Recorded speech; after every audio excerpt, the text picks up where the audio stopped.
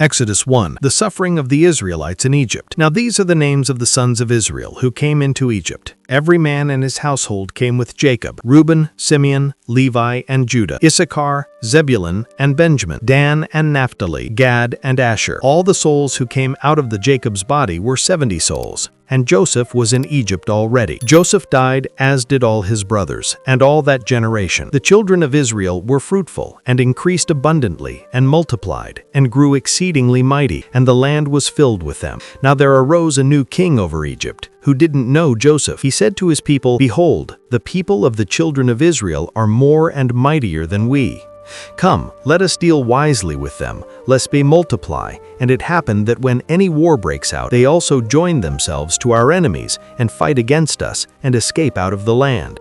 Therefore they set taskmasters over them to afflict them with their burdens. They built storage cities for Pharaoh, Pithom, and Ramses. But the more they afflicted them, the more they multiplied, and the more they spread out. They were grieved because of the children of Israel. The Egyptians ruthlessly made the children of Israel serve, and they made their lives bitter with hard service, in mortar and in brick, and in all manner of service in the field, all their service, in which they ruthlessly made them serve. The king of Egypt spoke to the Hebrew midwives, of whom the name of the one was Shiphrah, and the name of the other Puah. And he said, "When you perform the duty of a midwife to the Hebrew women, and see them on the birth stool, if it is a son, then you shall kill him, but if it is a daughter, then she shall live." But the midwives feared God, and didn't do what the king of Egypt commanded them, but saved the baby boys alive. The king of Egypt called for the midwives, and said to them, "Why have you done this thing, and have saved the men children alive?" The midwives said to Pharaoh, "Because the Hebrew women aren't like the Egyptian women, for they are vigorous, and give birth before the midwife comes to them."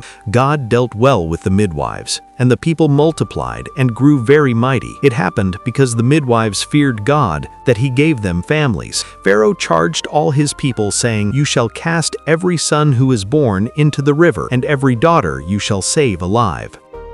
Exodus 2. Birth of Moses. A man of the house of Levi went and took a daughter of Levi as his wife. The woman conceived and bore a son. When she saw that he was a fine child, she hid him 3 months. When she could no longer hide him, she took a papyrus basket for him and coated it with tar and with pitch. She put the child in it and laid it in the reeds by the river's bank. His sister stood far off to see what would be done to him. Pharaoh's daughter came down to bathe at the river. Her maidens walked along by the riverside. She saw the basket among the reeds and sent her handmaid to get it. She opened it and saw the child, and behold, the baby cried. She had compassion on him and said, "This is one of the Hebrews' children." Then his sister said to Pharaoh's daughter, "Should I go and call a nurse for you from the Hebrew women, that she may nurse the child for you?" Pharaoh's daughter said to her, "Go." The maiden went and called the child's mother. Pharaoh's daughter said to her, "Take this child away and nurse him for me, and I will give you your wages." The woman took the child and nursed it. The child grew, and she brought him to Pharaoh's daughter, and he became her son. She named him Moses, and said,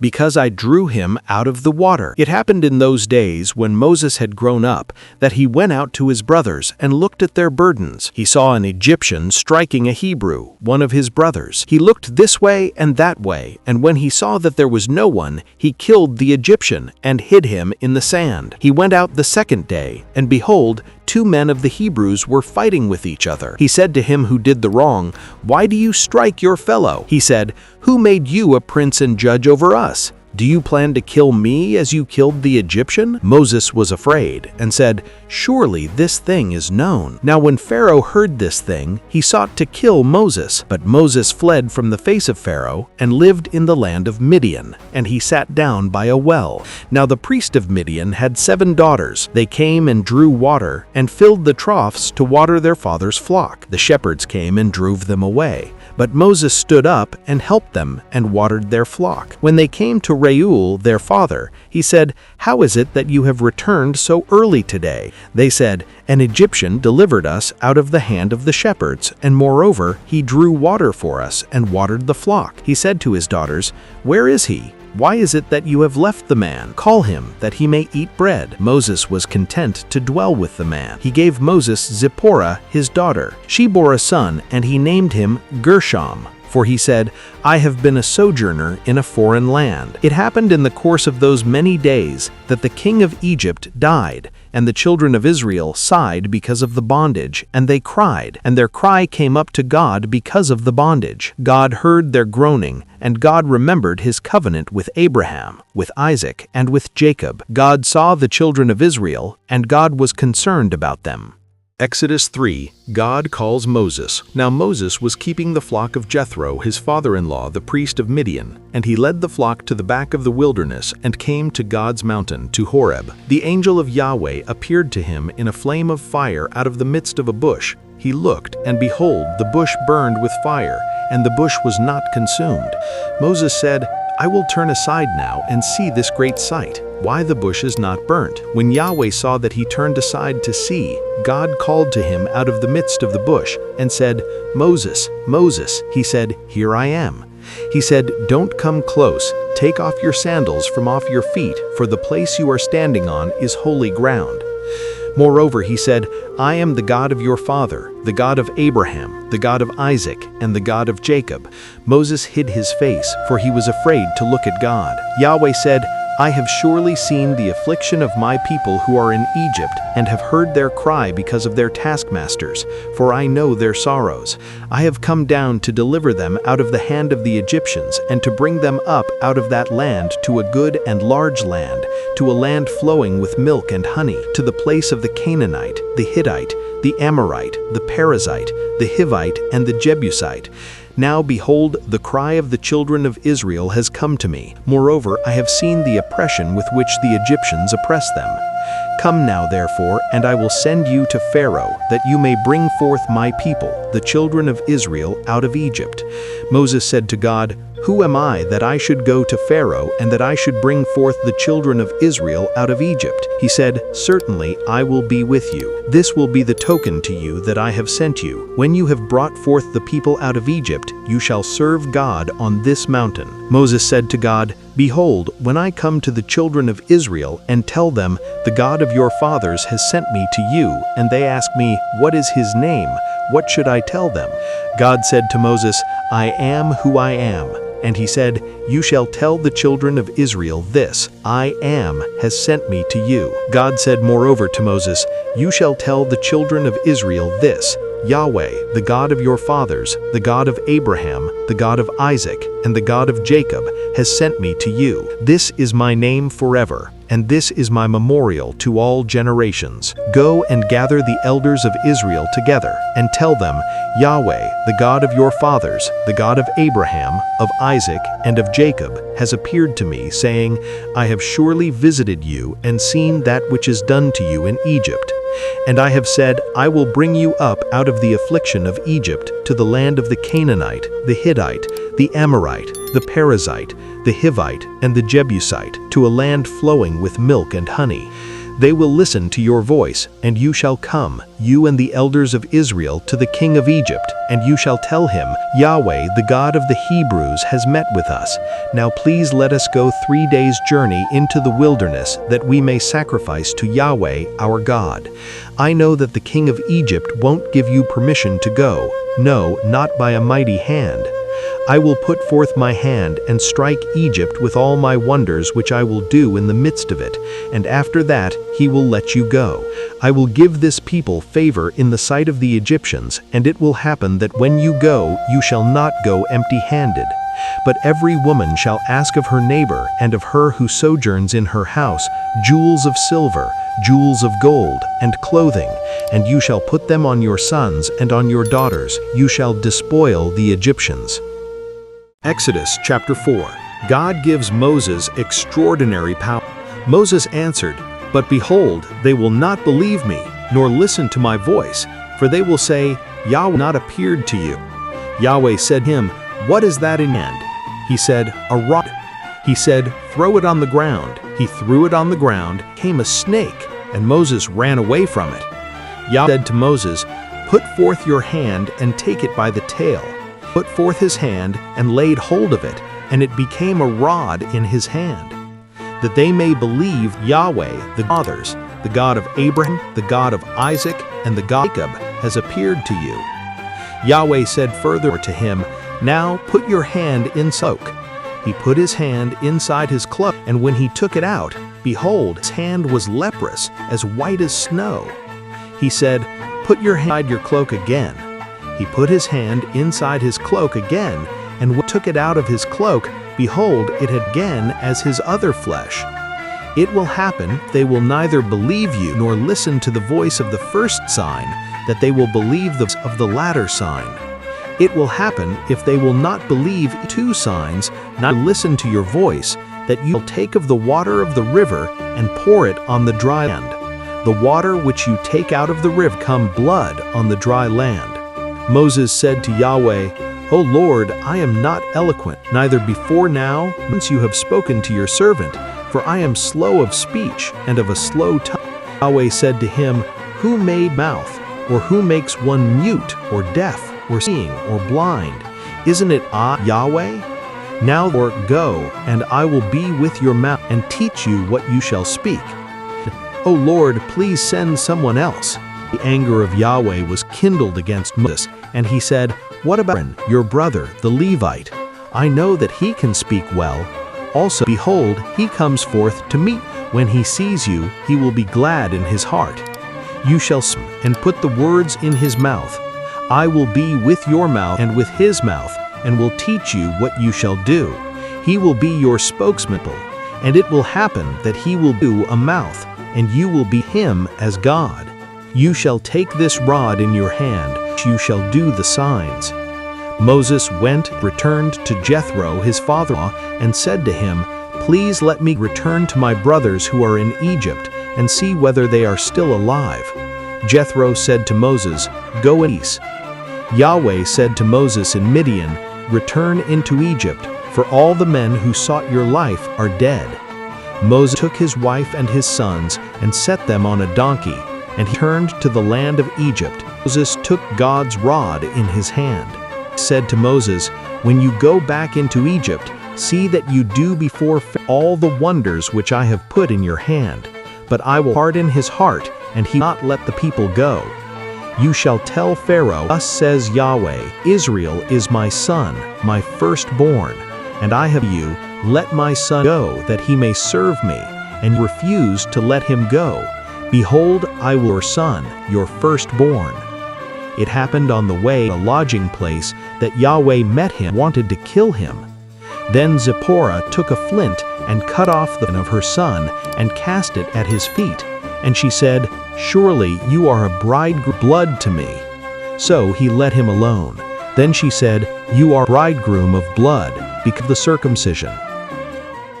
Afterward, Moses and Aaron came and said to Pharaoh, This is what Yahweh, the God of Israel, says, Let my people go, that they may hold a feast to me in the wilderness. Pharaoh said, Who is Yahweh, that I should listen to his voice to let Israel go?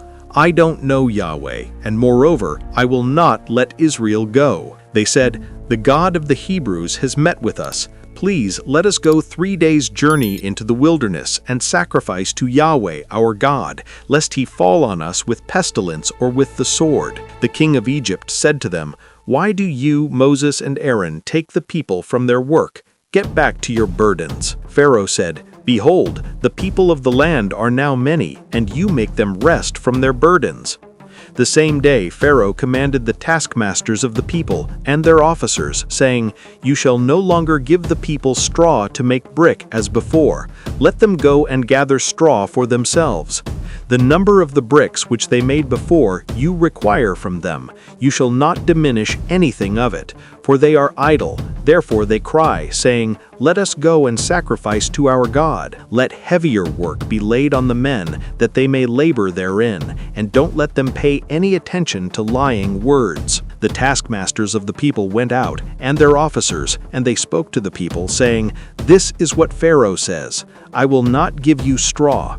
Go yourselves get straw where you can find it, for nothing of your work shall be diminished.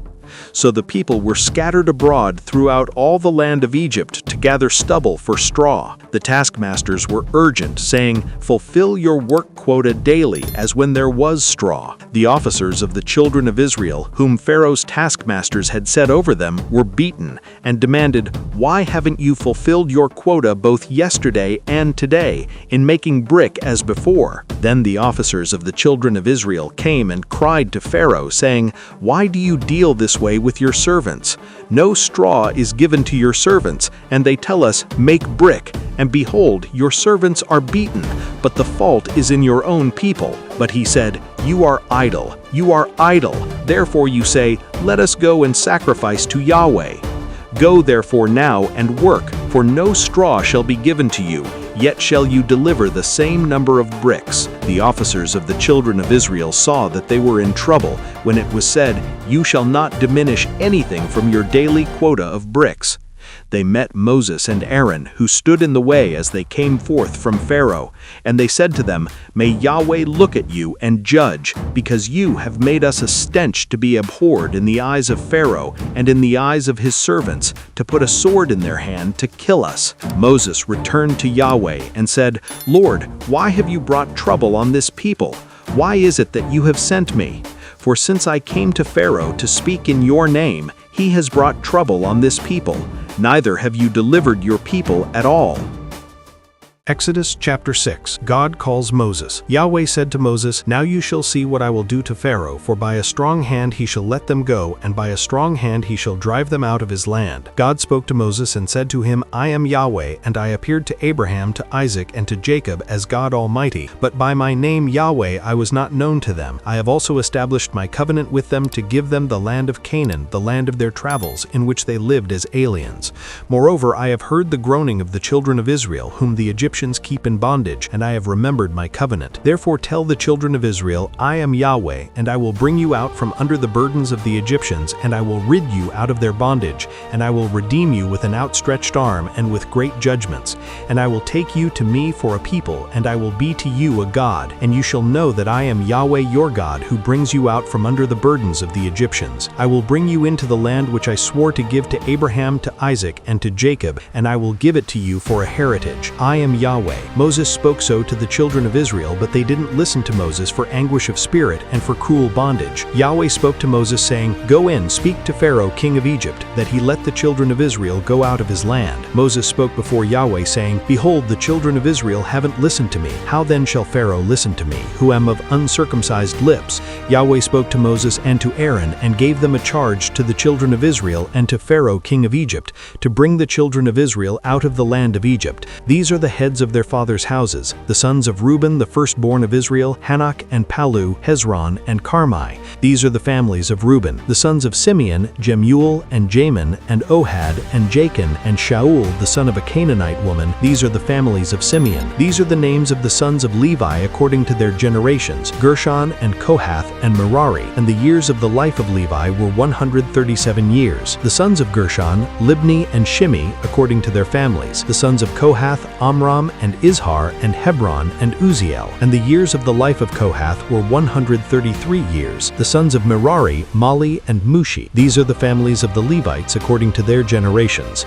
Amram took Jochebed, his father's sister, to himself as wife, and she bore him Aaron and Moses. And the years of the life of Amram were 137 years. The sons of Izhar, Korah and Nepheg and Zikri. The sons of Uziel, Mishael and Elzaphan and Sithri. Aaron, Egypt's son, took one of the daughters of Putiel as his wife, and she bore him Nadab and Abihu, Eleazar and Ithamar. The sons of Korah, Asir and Elkanah and Abiasaph. These are the families of the Korahites. Eleazar, Aaron's son, took one of the daughters of Putiel as his wife, and she bore him Phinehas. These are the heads of the fathers' houses of the Levites according to their families. These are that Aaron and Moses, to whom Yahweh said, "Bring out the children of Israel from the land of Egypt according to their hosts." These are those who spoke to Pharaoh king of Egypt to bring out the children of Israel from Egypt. These are that Moses and Aaron. It happened on the day when Yahweh spoke to Moses in the land of Egypt, that Yahweh spoke to Moses, saying, "I am Yahweh, speak to Pharaoh king of Egypt all that I speak to you." Moses said before Yahweh, "Behold, I am of uncircumcised lips, and how shall Pharaoh listen to me?" Exodus chapter 7. Aaron's rod. Yahweh said to Moses, Behold, I have made you as God to Pharaoh, and Aaron your brother shall be your prophet. You shall speak all that I command you, and Aaron your brother shall speak to Pharaoh, that he let the children of Israel go out of his land. I will harden Pharaoh's heart, and multiply my signs and my wonders in the land of Egypt. But Pharaoh will not listen to you, and I will lay my hand on Egypt, and bring forth my hosts, my people, the children of Israel, out of the land of Egypt by great judgments. The Egyptians shall know that I am Yahweh when I stretch forth my hand on Egypt and bring out the children of Israel from among them. Moses and Aaron did so. As Yahweh commanded them, so they did. Moses was 80 years old, and Aaron 83 years old, when they spoke to Pharaoh. Yahweh spoke to Moses and to Aaron, saying, When Pharaoh speaks to you, saying, Perform a miracle, then you shall tell Aaron, Take your rod and cast it down before Pharaoh, that it become a serpent. Moses and Aaron went in to Pharaoh, and they did so, as Yahweh had commanded. And Aaron cast down his rod before Pharaoh and before his servants, and it became a serpent. Then Pharaoh also called for the wise men and the sorcerers. They also, the magicians of Egypt, did in like manner with their enchantments. For they cast down every man his rod, and they became serpents. But Aaron's rod swallowed up their rods. Pharaoh's heart was hardened, and he didn't listen to them, as Yahweh had spoken. Yahweh said to Moses, Pharaoh's heart is stubborn. He refuses to let the people go. Go to Pharaoh in the morning. Behold, he goes out to the water, and you shall stand by the river's bank to meet him, and the rod which was turned to a serpent you shall take in your hand. You shall tell him, Yahweh, the God of the Hebrews, has sent me to you, saying, Let my people go, that they may serve me in the wilderness.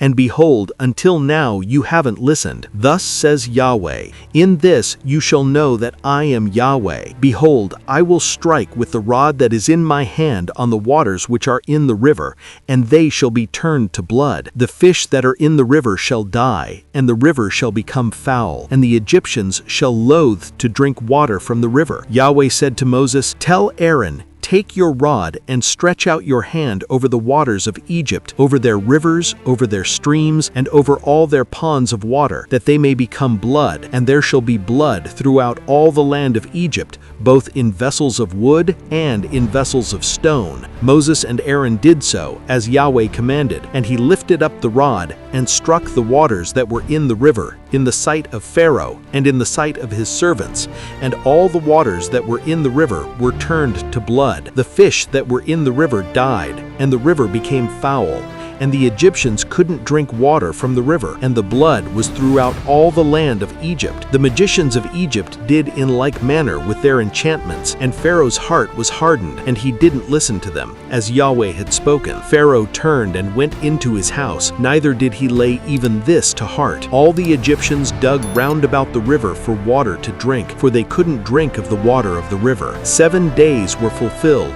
after Yahweh had struck the river.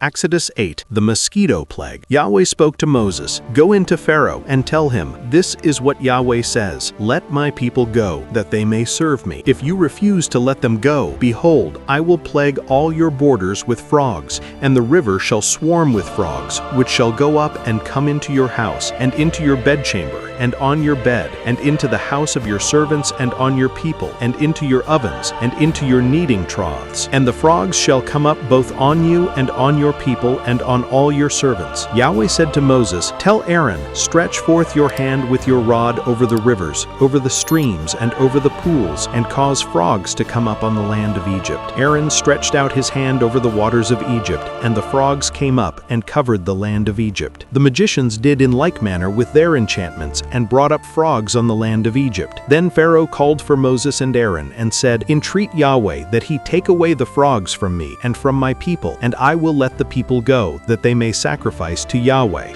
Moses said to Pharaoh, I give you the honor of setting the time that I should pray for you, and for your servants, and for your people, that the frogs be destroyed from you and your houses, and remain in the river only. He said, Tomorrow. He said, Be it according to your word, that you may know that there is none like Yahweh our God. The frogs shall depart from you, and from your houses, and from your servants, and from your people. They shall remain in the river only. Moses and Aaron went out from Pharaoh, and Moses cried to Yahweh concerning the frogs which he had brought on Pharaoh. Yahweh did according to the word of Moses, and the frogs died out of the houses, out of the courts, and out of the fields. They gathered them together in heaps, and the land stank. But when Pharaoh saw that there was a respite, he hardened his heart and didn't listen to them, as Yahweh had spoken. Yahweh said to Moses, "Tell Aaron, stretch out your rod and strike the dust of the earth, that it may become lice throughout all the land of Egypt." They did so, and Aaron stretched out his hand with his rod and struck the dust of the earth, and there were lice on man and on animal. All the dust of the earth became lice throughout all the land of Egypt. The magicians tried with their enchantments to bring forth lice, but they couldn't. There were lice on man and on animal.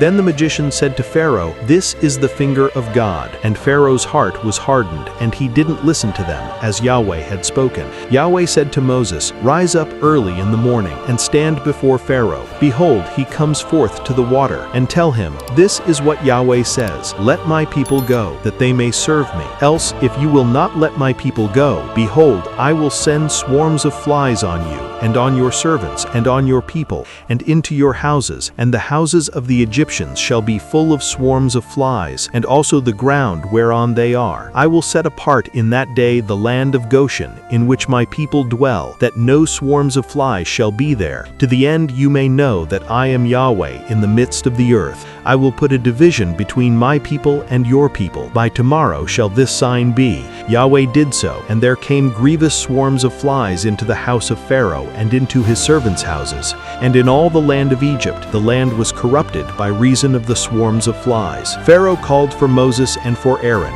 and said, "Go, sacrifice to your God in the land." Moses said, "It isn't appropriate to do so, for we shall sacrifice the abomination of the Egyptians to Yahweh our God. Behold, shall we sacrifice the abomination of the Egyptians before their eyes, and won't they stone us? We will go 3 days' journey into the wilderness, and sacrifice to Yahweh our God, as he shall command us." Pharaoh said, "I will let you go, that you may sacrifice to Yahweh your God in the wilderness, only you shall not go very far away. Pray for me." Moses said, "Behold, I go out from you, and I will pray to Yahweh that the swarms of flies may depart from Pharaoh, from his servants, and from his people tomorrow. Only don't let Pharaoh deal deceitfully any more in not letting the people go to sacrifice to Yahweh." Moses went out from Pharaoh and prayed to Yahweh. Yahweh did according to the word of Moses, and the frogs died out of the houses, out of the courts, and out of the fields. They gathered them together in heaps, and the land stank. But when Pharaoh saw that there was a respite, he hardened his heart and didn't listen to them, as Yahweh had spoken. The plague on the cattle. Then Yahweh said to Moses, "Go into Pharaoh and tell him, 'This is what Yahweh, the God of the Hebrews, says, Let my people go, that they may serve me. For if you refuse to let them go and hold them still, behold, the hand of Yahweh is on your cattle which are in the field, on the horses, on the donkeys, on the camels, on the herds, and on the flocks with a very grievous pestilence. Yahweh will make a distinction between the cattle of Israel and the cattle of Egypt, and there shall nothing die of all that belongs to the children of Israel.'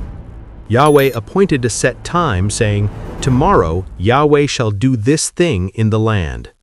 Yahweh did that thing on the next day, and all the cattle of Egypt died, but of the cattle of the children of Israel not one died. Pharaoh sent, and behold, there was not so much as one of the cattle of the Israelites dead. But the heart of Pharaoh was stubborn, and he didn't let the people go. Yahweh said to Moses and to Aaron, 'Take to you handfuls of ashes of the furnace, and let Moses sprinkle it toward the sky in the sight of Pharaoh. It shall become small dust over all the land of Egypt, and shall be a boil breaking forth with boils on man and on animal throughout all the land of Egypt.' They took ashes of the furnace and stood before Pharaoh, and Moses sprinkled it up toward the sky, and it became a boil breaking forth with boils on man and on animal. The magicians couldn't stand before Moses because of the boils, for the boils were on the magicians and on all the Egyptians. Yahweh hardened the heart of Pharaoh, and he didn't listen to them, as Yahweh had spoken to Moses. Yahweh said to Moses, "Rise up early in the morning and stand before Pharaoh, and tell him, 'This is what Yahweh, the God of the Hebrews, says, Let my people go, that they may serve me. For this time I will send all my plagues on your heart and on your servants and on your people, that you may know that there is none like me in all the earth. For now I would have put forth my hand and struck you and your people with pestilence, and you would have been cut off from the earth. But indeed, for this cause I have made you stand, to show you my power, and that my name may be declared throughout all the earth. As you still exalt yourself against my people, that you won't let them go, behold, tomorrow about this time I will cause it to rain a very grievous hail, such as has not been in Egypt since the day it was founded, even until now. Now therefore command that all of your cattle and all that you have in the field be brought into shelter. Every man and animal that is found in the field and isn't brought home, the hail shall come down on them, and they shall die. Those who feared the word of Yahweh among the servants of Pharaoh made their servants and their cattle flee into the houses. Whoever didn't regard the word of Yahweh left his servants and his cattle in the field. Yahweh said to Moses, "Stretch forth your hand toward the sky, that there may be hail in all the land of Egypt, on man and on animal, on every herb of the field throughout all the land of Egypt." Moses stretched forth his rod toward the heavens, and Yahweh sent thunder, hail, and lightning flashed down to the earth. Yahweh rained hail on the land of Egypt. So there was very severe hail and lightning mixed with the hail, such as had not been in all the land of Egypt since it became a nation. The hail struck throughout all the land of Egypt all that was in the field, both man and animal, and the hail struck every herb of the field, and broke every tree of the field. Only in the land of Goshen, where the children of Israel were, there was no hail. Pharaoh sent and called for Moses and Aaron and said to them, "I have sinned this time. Yahweh is righteous, and I and my people are wicked. Pray to Yahweh, for there has been enough of mighty thunderings and hail. I will let you go, and you shall stay no longer." Moses said to him, "As soon as I have gone out of the city, I will spread abroad my hands to Yahweh. The thunders shall cease, neither shall there be any more hail, that you may know that the earth is Yahweh's. But as for you and your servants, I know that you will not yet fear Yahweh God." The flax and the barley were struck, for the barley was in the ear, and the flax was in bloom. But the wheat and the spelt were not struck, for they had not grown up. Moses went out of the city from Pharaoh and spread abroad his hands to Yahweh, and the thunders and hail ceased, and the rain was not poured on the earth. When Pharaoh saw that the rain and the hail and the thunders were ceased, he sinned yet more and hardened his heart, he and his servants. The heart of Pharaoh was hardened, and he didn't let the children of Israel go, as Yahweh. Exodus chapter 10, the locust plague. Yahweh said to Moses, "Go in to Pharaoh, for I have hardened his heart and the heart of his servants, that I may show these my signs in the midst of them, and that you may tell in the hearing of your son and of your son's son what things I have done to Egypt, and my signs which I have done among them, that you may know that I am Yahweh." Moses and Aaron went in to Pharaoh and said to him, "This is what Yahweh, the God of the Hebrews, says. How long will you refuse to humble yourself before me? Let my people go, that they may serve me. Or else, if you refuse to let my people go, behold, tomorrow I will bring locusts into your country, and they shall cover the surface of the earth, so that one won't be able to see the earth. They shall eat the residue of that which has escaped, which remains to you from the hail, and shall eat every tree which grows for you out of the field. Your houses shall be filled, and the houses of all your servants, and the houses of all the Egyptians, as neither your fathers nor your fathers' fathers have seen, since the day that they were on the earth to this day." He turned and went out from Pharaoh. Pharaoh's servants said to him, "How long will this man be a snare to us? Let the men go, that they may serve Yahweh their God. Don't you yet know that Egypt is destroyed?" Moses and Aaron were brought again to Pharaoh, and he said to them, "Go, serve Yahweh your God. "But who are those who will go?" Moses said, "We will go with our young and with our old, with our sons and with our daughters, with our flocks and with our herds will we go, for we must hold a feast to Yahweh." He said to them, "Yahweh be with you, if I will let you go with your little ones. See, evil is clearly before your faces. Not so.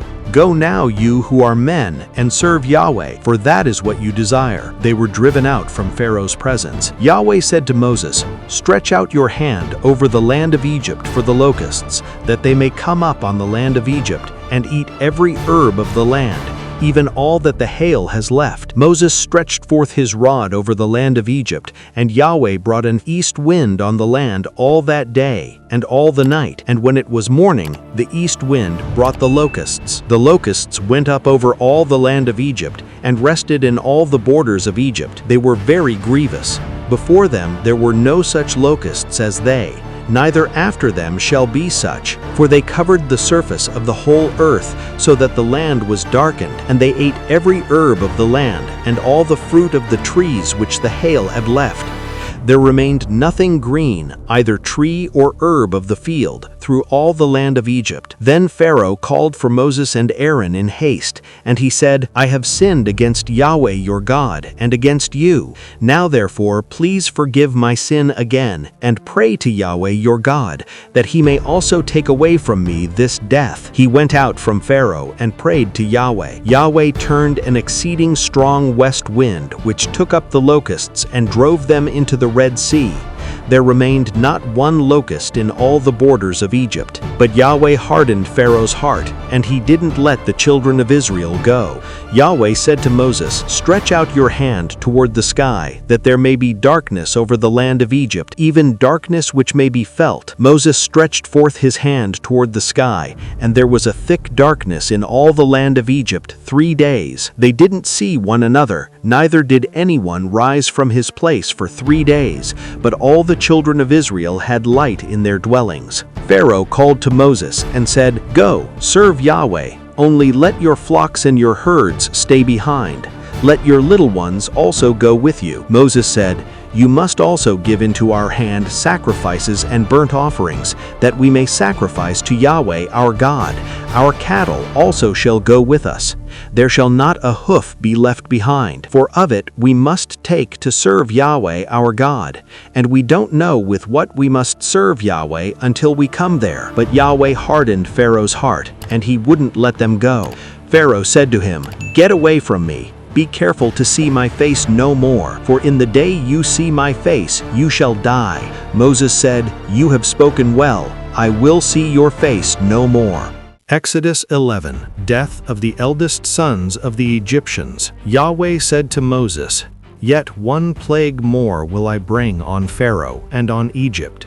Afterwards he will let you go. When he lets you go, he will surely thrust you out altogether. Speak now in the ears of the people, and let them ask every man of his neighbor and every woman of her neighbor, jewels of silver and jewels of gold." Yahweh gave the people favor in the sight of the Egyptians. Moreover, the man Moses was very great in the land of Egypt, in the sight of Pharaoh's servants, and in the sight of the people. Moses said, "This is what Yahweh says, about midnight I will go out into the midst of Egypt, and all the firstborn in the land of Egypt shall die.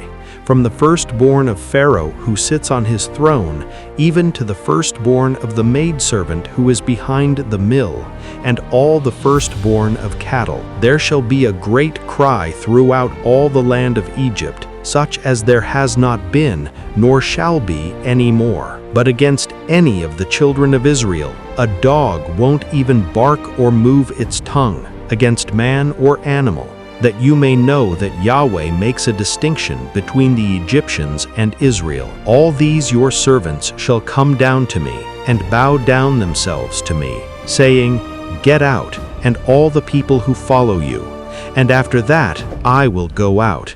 He went out from Pharaoh in hot anger. Yahweh said to Moses, "Pharaoh won't listen to you, that my wonders may be multiplied in the land of Egypt." Moses and Aaron did all these wonders before Pharaoh, and Yahweh hardened Pharaoh's heart, and he didn't let the children of Israel go out of his land.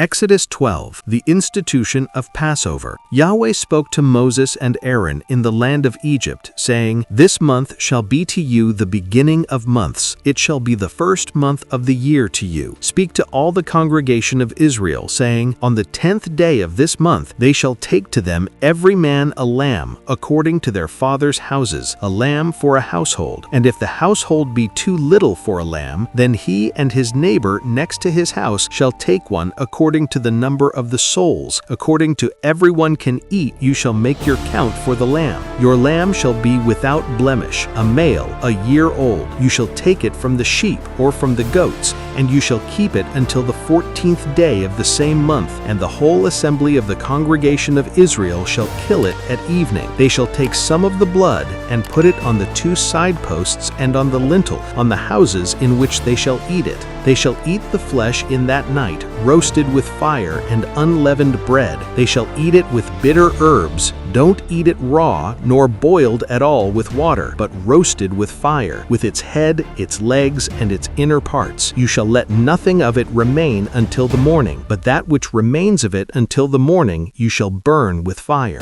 This is how you shall eat it, with your loins girded, your shoes on your feet, and your staff in your hand, and you shall eat it in haste. It is Yahweh's Passover. For I will go through the land of Egypt in that night, and will strike all the firstborn in the land of Egypt, both man and animal. Against all the gods of Egypt I will execute judgments. I am Yahweh. The blood shall be to you for a token on the houses where you are. And when I see the blood, I will pass over you, and there shall no plague be on you to destroy you, when I strike the land of Egypt. This day shall be to you for a memorial, and you shall keep it a feast to Yahweh. Throughout your generations you shall keep it a feast by an ordinance forever. 7 days shall you eat unleavened bread. Even the first day you shall put away yeast out of your houses. For whoever eats leavened bread from the first day until the 7th day, that soul shall be cut off from Israel. In the first day there shall be to you a holy convocation, and in the 7th day a holy convocation. No manner of work shall be done in them, except that which every man must eat, that only may be done by you. You shall observe the feast of unleavened bread, for in this same day have I brought your hosts out of the land of Egypt. Therefore shall you observe this day throughout your generations by an ordinance forever. In the first month, on the 14th day of the month at evening, you shall eat unleavened bread until the 21st day of the month at evening. 7 days shall there be no yeast found in your houses, for whoever eats that which is leavened, that soul shall be cut off from the congregation of Israel, whether he be a sojourner or one who is born in the land. You shall eat nothing leavened. In all your habitations you shall eat unleavened bread. Then Moses called for all the elders of Israel, and said to them, Draw out and take lambs according to your families, and kill the Passover. You shall take a bunch of hyssop, and dip it in the blood that is in the basin, and strike the lintel and the two side posts with the blood that is in the basin. And none of you shall go out of the door of your house until the morning. For Yahweh will pass through to strike the Egyptians, and when he sees the blood on the lintel and on the two side posts, Yahweh will pass over the door, and will not allow the destroyer to come into your houses to strike you. You shall observe this thing for an ordinance to you and to your sons forever. It shall happen when you have come to the land which Yahweh will give you, according as he has promised, that you shall keep this service. It will happen when your children ask you, What do you mean by this service? That you shall say, It is the sacrifice of Yahweh's Passover, who passed over the houses of the children of Israel in Egypt when he struck the Egyptians and spared our houses. The people bowed their heads and worshipped. The children of Israel went and did so, as Yahweh had commanded Moses and Aaron, so they did. It happened at midnight that Yahweh struck all the firstborn in the land of Egypt, from the firstborn of Pharaoh who sat on his throne to the firstborn of the captive who was in the dungeon, and all the firstborn of cattle. Pharaoh rose up in the night, he and all his servants and all the Egyptians, and there was a great cry in Egypt, for there was not a house where there was not one dead. He called for Moses and Aaron by night and said, Rise up, get out from among my people, both you and the children of Israel, and go, serve Yahweh as you have said. Take both your flocks and your herds as you have said, and be gone, and bless me also. The Egyptians were urgent with the people to send them out of the land in haste, for they said, "We are all dead men." The people took their dough before it was leavened, their kneading troughs being bound up in their clothes on their shoulders. The children of Israel did according to the word of Moses, and they asked of the Egyptians jewels of silver and jewels of gold and clothing. Yahweh gave the people favor in the sight of the Egyptians, so that they let them have what they asked. They despoiled the Egyptians. The children of Israel journeyed from Ramses to Succoth, about 600,000 on foot, who were men, besides children. A mixed multitude went up also with them, with flocks, herds, and even very much cattle. They baked unleavened cakes of the dough which they brought forth out of Egypt, for it wasn't leavened because they were thrust out of Egypt and couldn't wait, neither had they prepared for themselves any food. Now the time that the children of Israel lived in Egypt was 430 years. It happened at the end of 430 years, even the same day it happened, that all the hosts of Yahweh went out from the land of Egypt. It is a night to be much observed to Yahweh for bringing them out from the land of Egypt. This is that night of Yahweh to be much observed of all the children of Israel throughout their generations. Yahweh said to Moses and Aaron, "This is the ordinance of the Passover. There shall no foreigner eat of it, but every man's servant who is bought for money, when you have circumcised him, then shall he eat of it. A sojourner and a hired servant shall not eat of it. In one house shall it be eaten. You shall not carry forth anything of the flesh abroad out of the house, neither shall you break a bone of it. All the congregation of Israel shall keep it. When a stranger shall sojourn with you, and will keep the Passover to Yahweh, let all his males be circumcised, and then he may come near and keep it, and he shall be as one who was born in the land. But no uncircumcised person shall eat of it. One law shall be to him who is born at home, and to the stranger who sojourns among you. Thus did all the children of Israel. As Yahweh commanded Moses and Aaron, so they did. It happened the same day that Yahweh brought the children of Israel out of the land of Egypt by their hosts. Exodus 13. The law of the firstborn son. Yahweh spoke to Moses, saying, "Sanctify to me all of the firstborn, whatever opens the womb among the children of Israel, both of man and of animal, it is mine." Moses said to the people, "Remember this day, in which you came out from Egypt, out of the house of bondage, for by strength of hand Yahweh brought you out from this place. No leavened bread shall be eaten. This day you go forth in the month Abib. It shall be, when Yahweh shall bring you into the land of the Canaanite, and the Hittite, and the Amorite, and the Hivite, and the Jebusite, which he swore to your fathers to give you, a land flowing with milk and honey, that you shall keep this service in this month. 7 days you shall eat unleavened bread, and in the 7th day shall be a feast to Yahweh. Unleavened bread shall be eaten throughout the 7 days, and no leavened bread shall be seen with you, neither shall there be yeast seen with you in all your borders. You shall tell your son in that day, saying, It is because of that which Yahweh did for me when I came forth out of Egypt. It shall be for a sign to you on your hand, and for a memorial between your eyes, that the law of Yahweh may be in your mouth. For with a strong hand Yahweh has brought you out of Egypt. You shall therefore keep this ordinance in its season from year to year. It shall be, when Yahweh shall bring you into the land of the Canaanite, as he swore to you and to your fathers, and shall give it you, that you shall set apart to Yahweh all that opens the womb, and every firstborn which you have that comes from an animal. The males shall be Yahweh's. Every firstborn of a donkey you shall redeem with a lamb, and if you will not redeem it, then you shall break its neck, and you shall redeem all the firstborn of man among your sons. It shall be, when your son asks you in time to come, saying, What is this? That you shall tell him, By strength of hand Yahweh brought us out from Egypt, from the house of bondage. And it happened, when Pharaoh would hardly let us go, that Yahweh killed all the firstborn in the land of Egypt, both the firstborn of man and the firstborn of animal.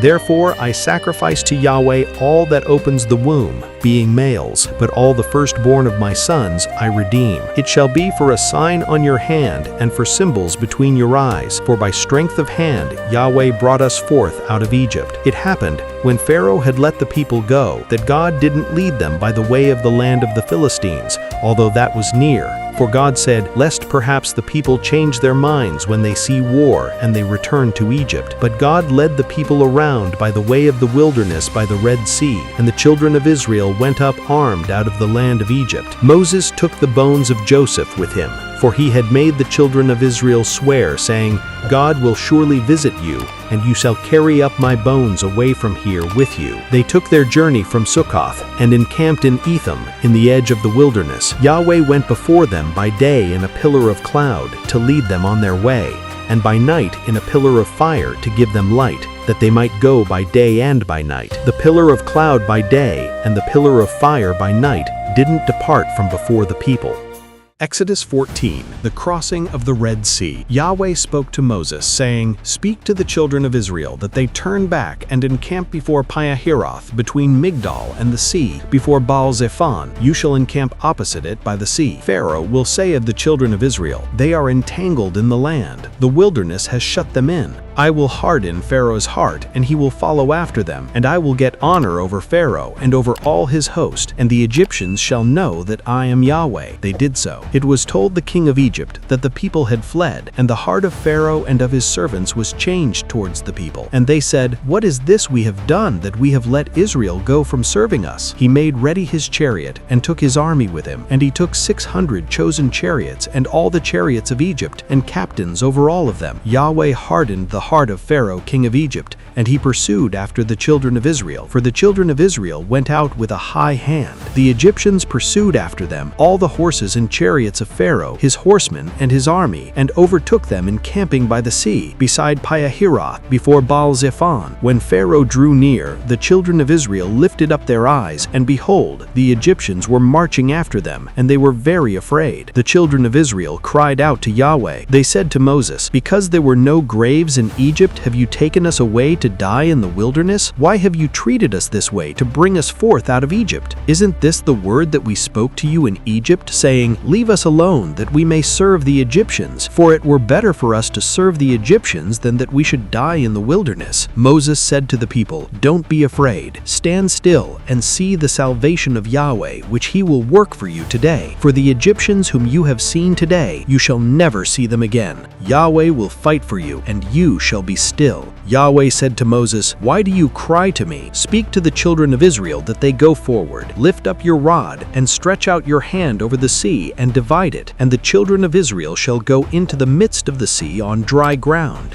Behold, I will harden the hearts of the Egyptians, and they shall go in after them. And I will get myself honor over Pharaoh, and over all his host, over his chariots, and over his horsemen. The Egyptians shall know that I am Yahweh, when I have gotten myself honor over Pharaoh, over his chariots, and over his horsemen. The angel of God, who went before the camp of Israel, moved and went behind them, and the pillar of cloud moved from before them and stood behind them. It came between the camp of Egypt and the camp of Israel, and there was the cloud and the darkness, yet gave it light by night, and the one didn't come near the other all the night. Moses stretched out his hand over the sea, and Yahweh caused the sea to go back by a strong east wind all the night, and made the sea dry land, and the waters were divided. The children of Israel went into the midst of the sea on the dry ground, and the waters were a wall to them on their right hand and on their left. The Egyptians pursued and went in after them into the midst of the sea, all of Pharaoh's horses, his chariots, and his horsemen. It happened in the morning watch that Yahweh looked out on the host of the Egyptians through the pillar of fire and of cloud, and confused the Egyptian army. He took off their chariot wheels, and they drove them heavily, so that the Egyptians said, Let's flee from the face of Israel, for Yahweh fights for them against the Egyptians. Yahweh said to Moses, Stretch out your hand over the sea, that the waters may come again on the Egyptians, on their chariots, and on their horsemen.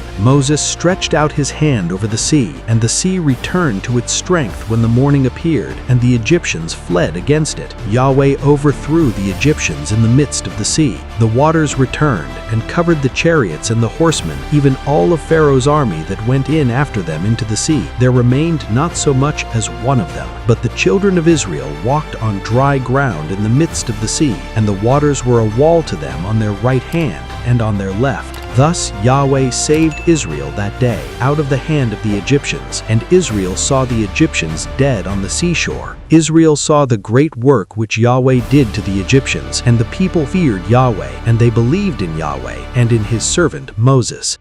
Exodus 15, Songs of Moses.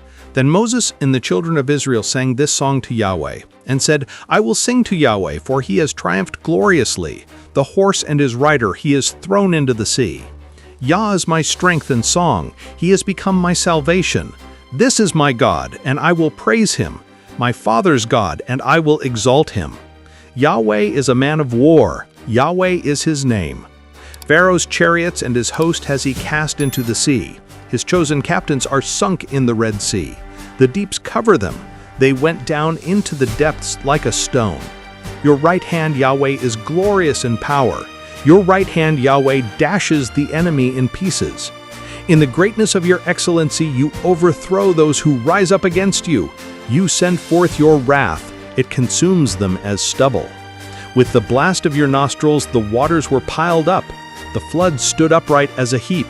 The deeps were congealed in the heart of the sea. The enemy said, I will pursue, I will overtake, I will divide the spoil. My desire shall be satisfied on them. I will draw my sword, my hand shall destroy them. You blew with your wind. The sea covered them. They sank like lead in the mighty waters. Who is like you, Yahweh, among the gods? Who is like you, glorious in holiness, fearful in praises, doing wonders? You stretched out your right hand, the earth swallowed them. You, in your loving kindness, have led the people that you have redeemed.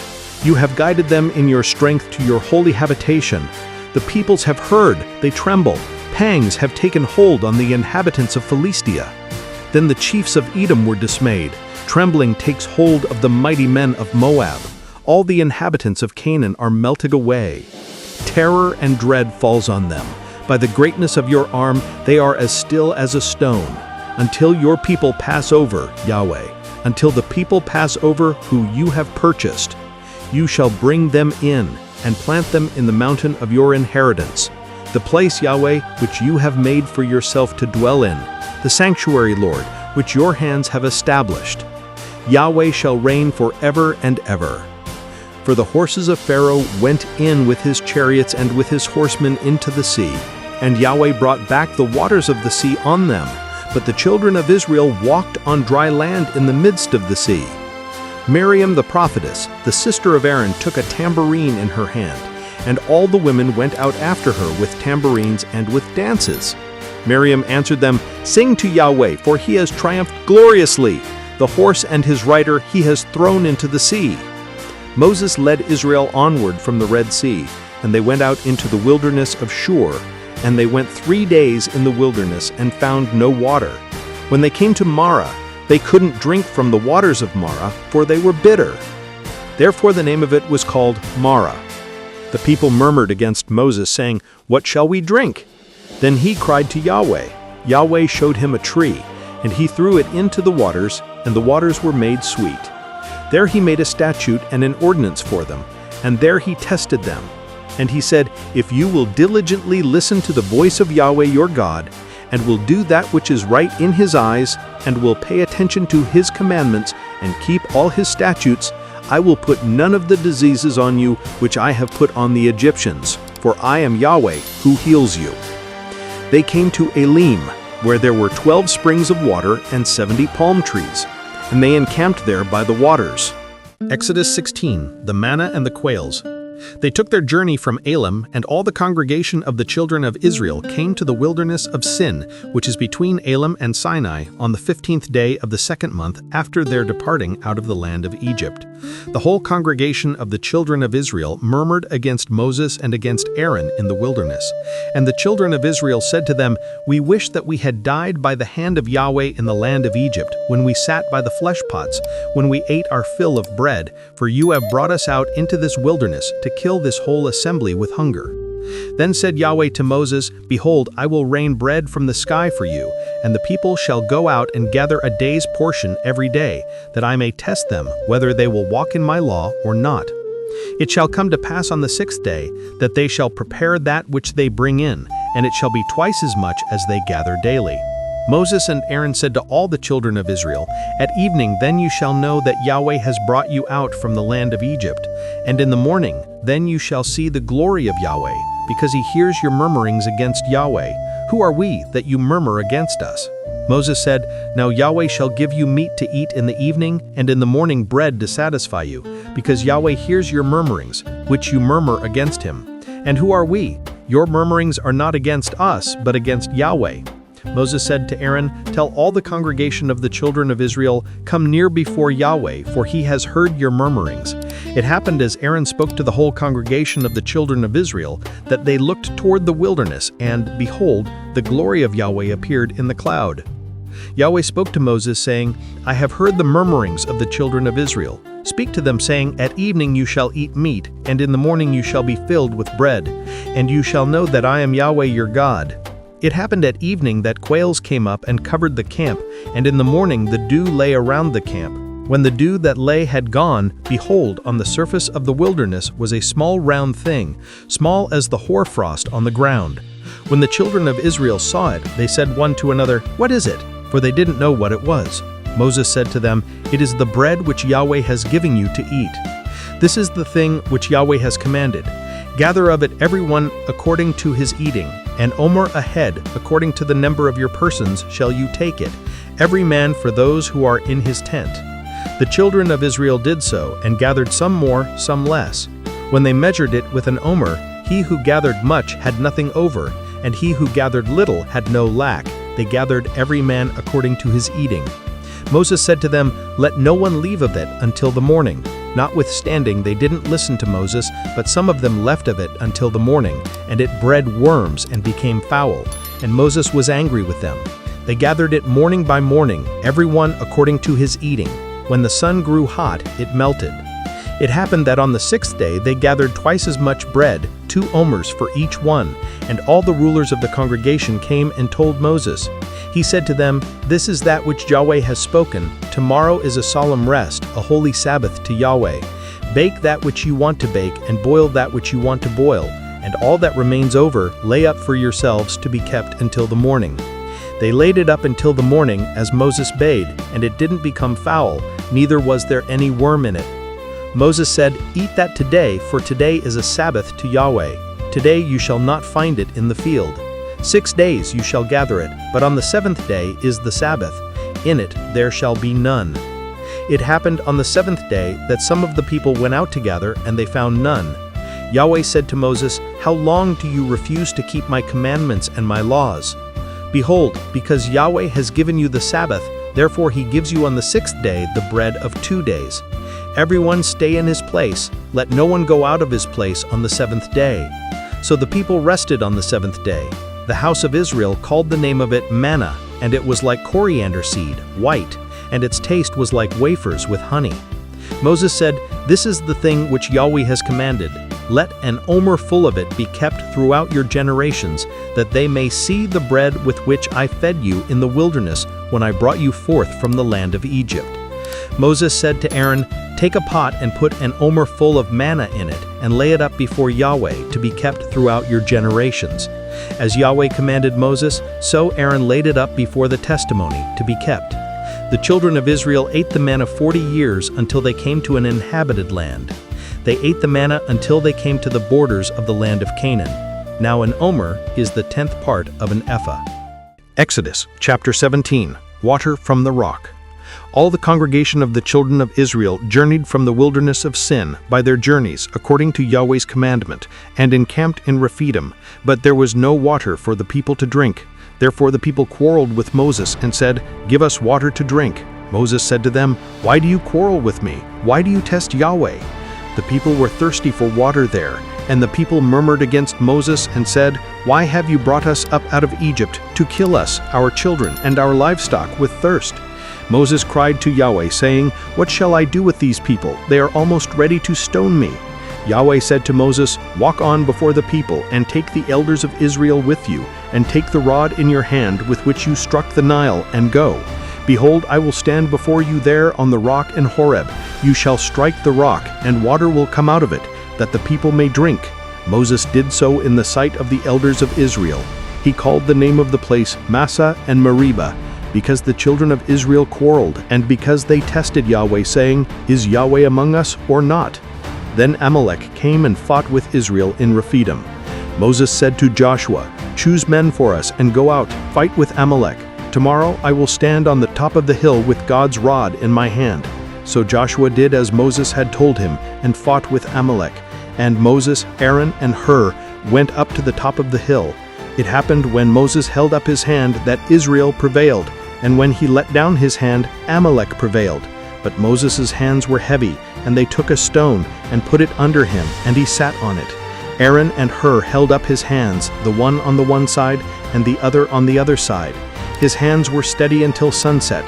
Joshua defeated Amalek and his people with the edge of the sword. Yahweh said to Moses, "Write this for a memorial in a book, and rehearse it in the ears of Joshua, that I will utterly blot out the memory of Amalek from under the sky." Moses built an altar and called the name of it Yahweh our banner.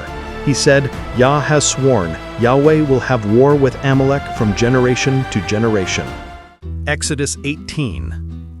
Jethro, the priest of Midian, Moses' father-in-law, heard of all that God had done for Moses and for Israel his people, how that Yahweh had brought Israel out of Egypt. Jethro, Moses' father-in-law, received Zipporah, Moses' wife, after he had sent her away, and her 2 sons. The name of one son was Gershom, for Moses said, "I have been a sojourner in a foreign land." The name of the other was Eliezer, for he said, "My father's God was my help and delivered me from Pharaoh's sword." Jethro, Moses' father-in-law, came with his sons and his wife to Moses into the wilderness where he was encamped, at the mountain of God. He said to Moses, "I, your father-in-law Jethro, have come to you with your wife and her 2 sons with her." Moses went out to meet his father-in-law and bowed and kissed him. They asked each other of their welfare, and they came into the tent. Moses told his father-in-law all that Yahweh had done to Pharaoh and to the Egyptians for Israel's sake, all the hardships that had come on them on the way, and how Yahweh delivered them. Jethro rejoiced for all the goodness which Yahweh had done to Israel, in that he had delivered them out of the hand of the Egyptians. Jethro said, "Blessed be Yahweh, who has delivered you out of the hand of the Egyptians, and out of the hand of Pharaoh, who has delivered the people from under the hand of the Egyptians. Now I know that Yahweh is greater than all gods because of the thing in which they dealt arrogantly against them." Jethro, Moses' father-in-law, took a burnt offering and sacrifices for God. Aaron came with all of the elders of Israel to eat bread with Moses' father-in-law before God. It happened on the next day that Moses sat to judge the people, and the people stood around Moses from the morning to the evening. When Moses' father-in-law saw all that he did to the people, he said, "What is this thing that you do for the people? Why do you sit alone, and all the people stand around you from morning to evening?" Moses said to his father-in-law, "Because the people come to me to inquire of God.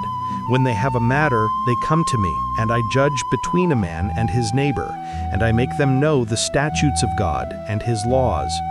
Moses' father-in-law said to him, "The thing that you do is not good. You will surely wear away, both you and this people that is with you, for the thing is too heavy for you. You are not able to perform it yourself alone. Listen now to my voice. I will give you counsel, and God be with you. You represent the people before God and bring the causes to God. You shall teach them the statutes and the laws, and shall show them the way in which they must walk and the work that they must do. Moreover, you shall provide out of all the people able men, such as fear God, men of truth, hating unjust gain, and place such over them, to be rulers of thousands, rulers of hundreds, rulers of 50s, and rulers of 10s. Let them judge the people at all times. It shall be that every great matter they shall bring to you, but every small matter they shall judge themselves. So shall it be easier for you, and they shall share the load with you. If you will do this thing, and God commands you so, then you will be able to endure, and all of these people also will go to their place in peace." So Moses listened to the voice of his father-in-law and did all that he had said. Moses chose able men out of all Israel and made them heads over the people, rulers of thousands, rulers of hundreds, rulers of 50s, and rulers of 10s. They judged the people at all times. they brought the hard causes to Moses, but every small matter they judged themselves. Moses let his father-in-law depart, and he went his way into his own land. Exodus chapter 19. Arrival at Sinai. In the 3rd month after the children of Israel had gone forth out of the land of Egypt, on that same day they came into the wilderness of Sinai. When they had departed from Rephidim and had come to the wilderness of Sinai, they encamped in the wilderness, and there Israel encamped before the mountain. Moses went up to God, and Yahweh called to him out of the mountain, saying, "This is what you shall tell the house of Jacob, and tell the children of Israel. You have seen what I did to the Egyptians, and how I bore you on eagle's wings, and brought you to myself. Now therefore, if you will indeed obey my voice, and keep my covenant, then you shall be my own possession from among all peoples, for all the earth is mine, and you shall be to me a kingdom of priests, and a holy nation. These are the words which you shall speak to the children of Israel." Moses came and called for the elders of the people, and set before them all these words which Yahweh commanded him. All the people answered together and said, "All that Yahweh has spoken we will do." Moses reported the words of the people to Yahweh. Yahweh said to Moses, "Behold, I come to you in a thick cloud, that the people may hear when I speak with you, and may also believe you forever." Moses told the words of the people to Yahweh. Yahweh said to Moses, "Go to the people, and sanctify them today and tomorrow, and let them wash their garments, and be ready against the 3rd day. For on the 3rd day Yahweh will come down in the sight of all the people on Mount Sinai. You shall set bounds to the people round about, saying, Be careful that you don't go up onto the mountain, or touch its border. Whoever touches the mountain shall be surely put to death. No hand shall touch him, but he shall surely be stoned or shot through. Whether it is animal or man, he shall not live. When the trumpet sounds long, they shall come up to the mountain." Moses went down from the mountain to the people, and sanctified the people, and they washed their clothes. He said to the people, "Be ready by the 3rd day. Don't have sexual relations with a woman." It happened on the 3rd day, when it was morning, that there were thunders and lightnings, and a thick cloud on the mountain, and the sound of an exceedingly loud trumpet, and all the people who were in the camp trembled. Moses led the people out of the camp to meet God, and they stood at the lower part of the mountain. Mount Sinai, the whole of it, smoked, because Yahweh descended on it in fire, and its smoke ascended like the smoke of a furnace, and the whole mountain quaked greatly. When the sound of the trumpet grew louder and louder, Moses spoke,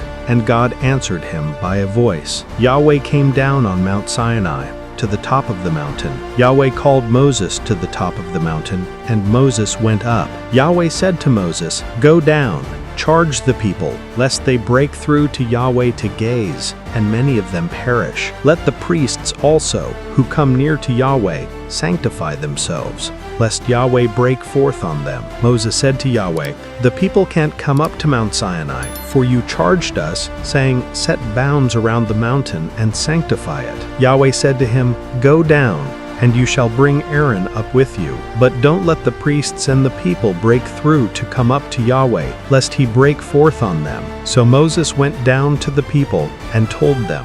Exodus chapter 20. The 10 Commandments. God spoke all these words, saying, "I am Yahweh your God, who brought you out of the land of Egypt, out of the house of bondage. You shall have no other gods before me. You shall not make for yourselves an idol, nor any image of anything that is in the heavens above, or that is in the earth beneath, or that is in the water under the earth. You shall not bow yourself down to them, nor serve them. For I, Yahweh your God, am a jealous God, visiting the iniquity of the fathers on the children, on the 3rd and on the 4th generation of those who hate me, and showing loving kindness to thousands of those who love me and keep my commandments. You shall not take the name of Yahweh your God in vain, for Yahweh will not hold him guiltless who takes his name in vain. Remember the Sabbath day, to keep it holy. You shall labor 6 days, and do all your work, but the 7th day is a Sabbath to Yahweh your God. You shall not do any work in it, you, nor your son, nor your daughter, your manservant, nor your maidservant, nor your cattle, nor your stranger who is within your gates. For in 6 days Yahweh made heaven and earth, the sea, and all that is in them, and rested the 7th day. Therefore Yahweh blessed the Sabbath day and made it holy. Honor your father and your mother, that your days may be long in the land which Yahweh your God gives you. You shall not murder. You shall not commit adultery. You shall not steal. You shall not give false testimony against your neighbor. You shall not covet your neighbor's house. You shall not covet your neighbor's wife, nor his manservant, nor his maidservant, nor his ox, nor his donkey, nor anything that is your neighbor's. All the people perceived the thunderings, the lightnings, the sound of the trumpet, and the mountain smoking. When the people saw it, they trembled and stayed at a distance. They said to Moses, "Speak with us yourself, and we will listen, but don't let God speak with us, lest we die." Moses said to the people, "Don't be afraid, for God has come to test you, and that his fear may be before you, that you won't sin." The people stayed at a distance, and Moses drew near to the thick darkness where God was. Yahweh said to Moses, "This is what you shall tell the children of Israel.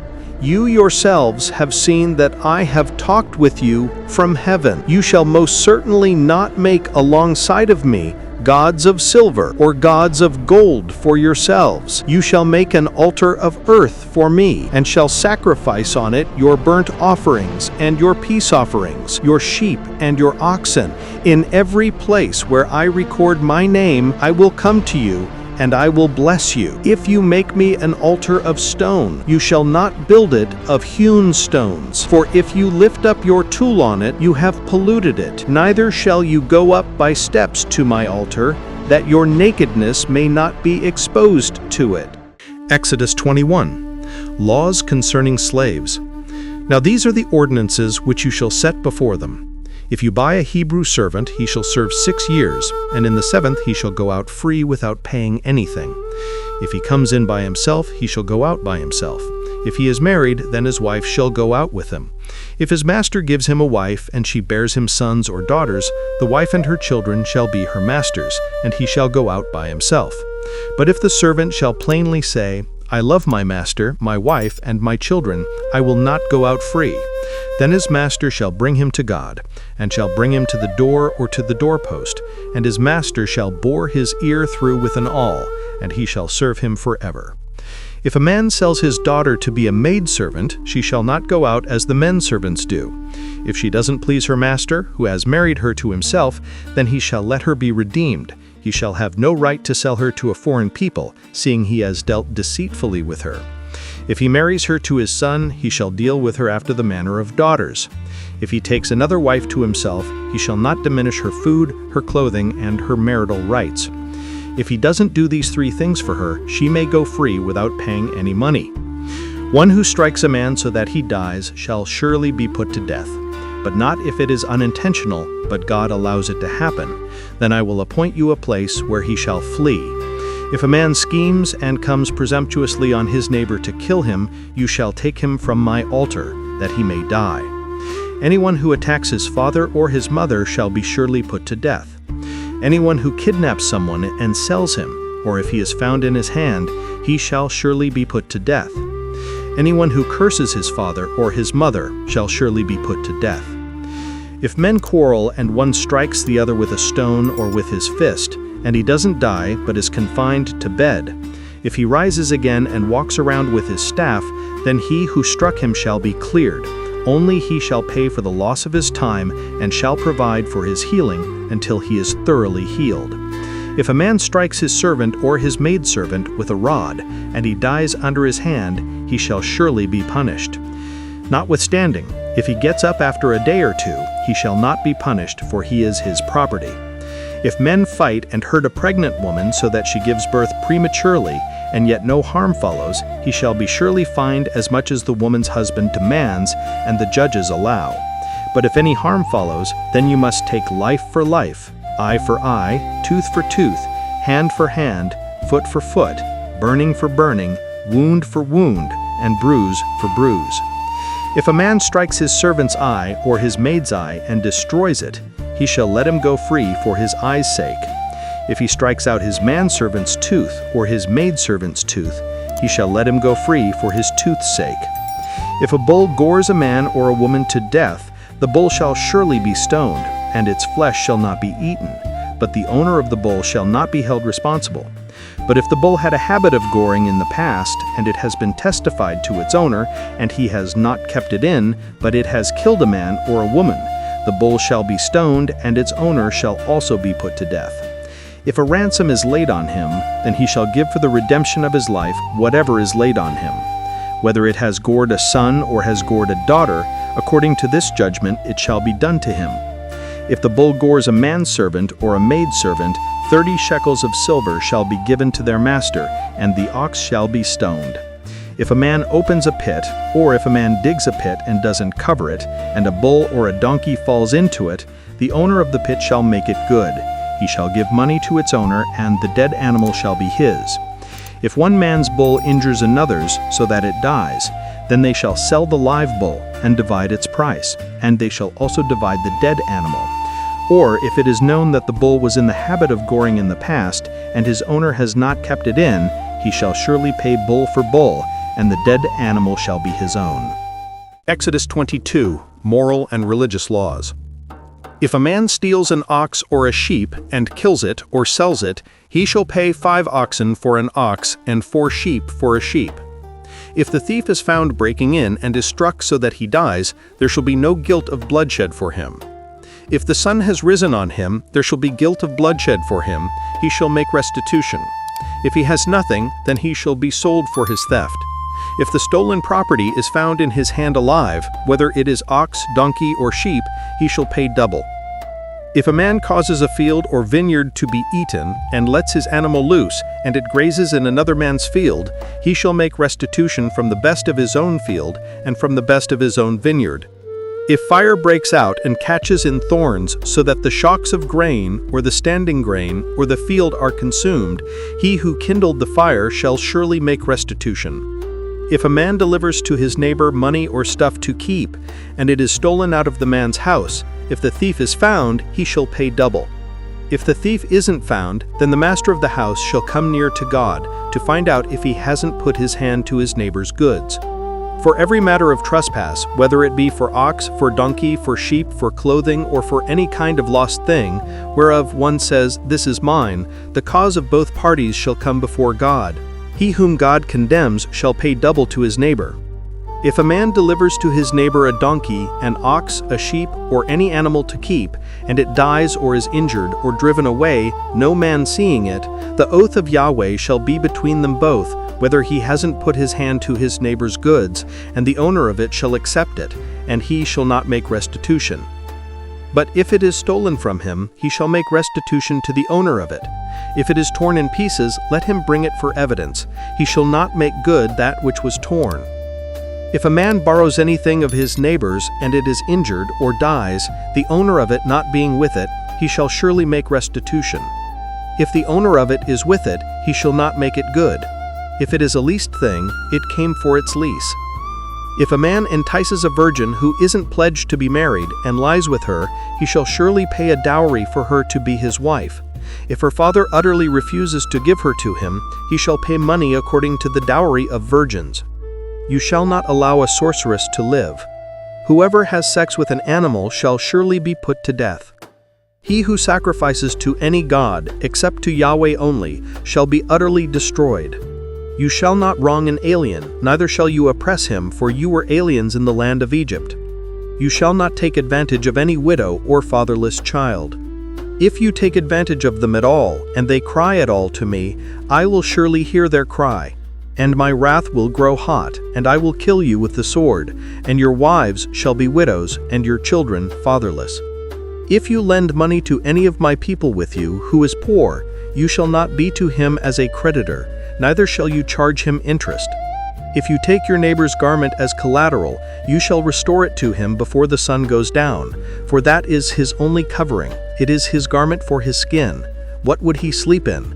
It will happen when he cries to me that I will hear, for I am gracious.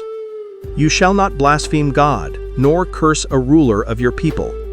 You shall not delay to offer from your harvest and from the outflow of your presses. You shall give the firstborn of your sons to me. You shall do likewise with your oxen and with your sheep. 7 days it shall be with its mother, then on the 8th day you shall give it me. You shall be holy men to me. Therefore you shall not eat any flesh that is torn by animals in the field. You shall cast it to the dogs. Exodus 23. Laws to achieve justice. You shall not spread a false report. Don't join your hand with the wicked to be a malicious witness. You shall not follow a crowd to do evil, neither shall you testify in court to side with a multitude to pervert justice. Neither shall you favor a poor man in his cause. If you meet your enemy's ox or his donkey going astray, you shall surely bring it back to him again. If you see the donkey of him who hates you fallen down under his burden, don't leave him, you shall surely help him with it. You shall not deny justice to your poor people in their lawsuits. Keep far from a false charge, and don't kill the innocent and righteous, for I will not justify the wicked. You shall take no bribe, for a bribe blinds those who have sight and perverts the words of the righteous. You shall not oppress an alien, for you know the heart of an alien, seeing you were aliens in the land of Egypt. For 6 years you shall sow your land, and shall gather in its increase. But the 7th year you shall let it rest and lie fallow, that the poor of your people may eat, and what they leave the animal of the field shall eat. In like manner you shall deal with your vineyard and with your olive grove.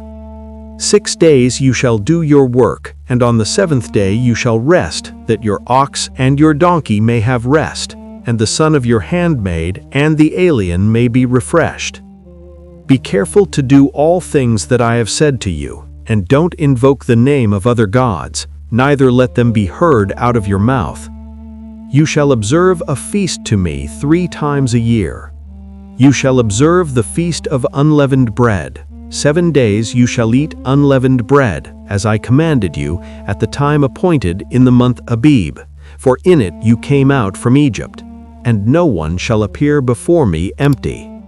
And the feast of harvest, the first fruits of your labors, which you sow in the field, and the feast of harvest at the end of the year, when you gather in your labors out of the field. 3 times in the year all your males shall appear before the Lord Yahweh. You shall not offer the blood of my sacrifice with leavened bread, neither shall the fat of my feast remain all night until the morning. The first of the firstfruits of your ground you shall bring into the house of Yahweh your God. You shall not boil a kid in its mother's milk. Behold, I send an angel before you, to keep you by the way, and to bring you into the place which I have prepared. Pay attention to him and listen to his voice. Don't provoke him, for he will not pardon your disobedience, for my name is in him. But if you indeed listen to his voice and do all that I speak, then I will be an enemy to your enemies, and an adversary to your adversaries. For my angel shall go before you, and bring you into the Amorite, the Hittite, the Perizzite, the Canaanite, the Hivite, and the Jebusite, and I will cut them off. You shall not bow down to their gods, nor serve them, nor follow their practices, but you shall utterly overthrow them and demolish their pillars. You shall serve Yahweh your God, and he will bless your bread and your water, and I will take sickness away from your midst.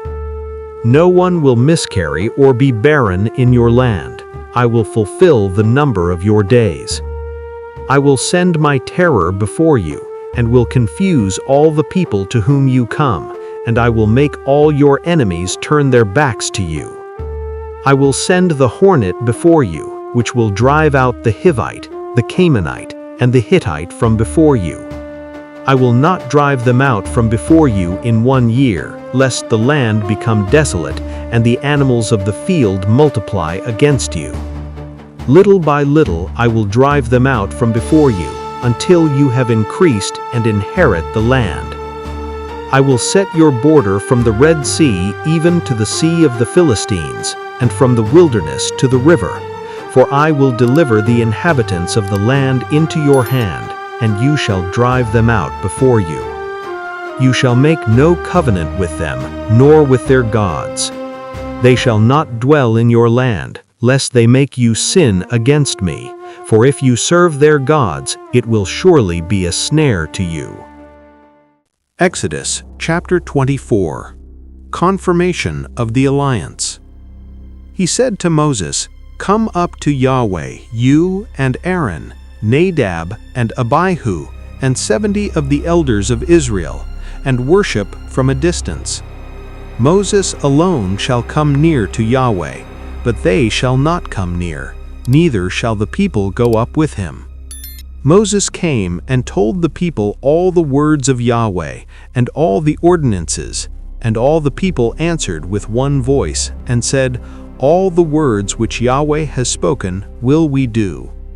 Moses wrote all the words of Yahweh, and rose up early in the morning, and built an altar under the mountain, and 12 pillars for the 12 tribes of Israel.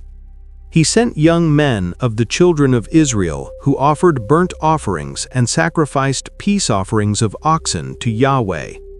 Moses took half of the blood and put it in basins, and half of the blood he sprinkled on the altar.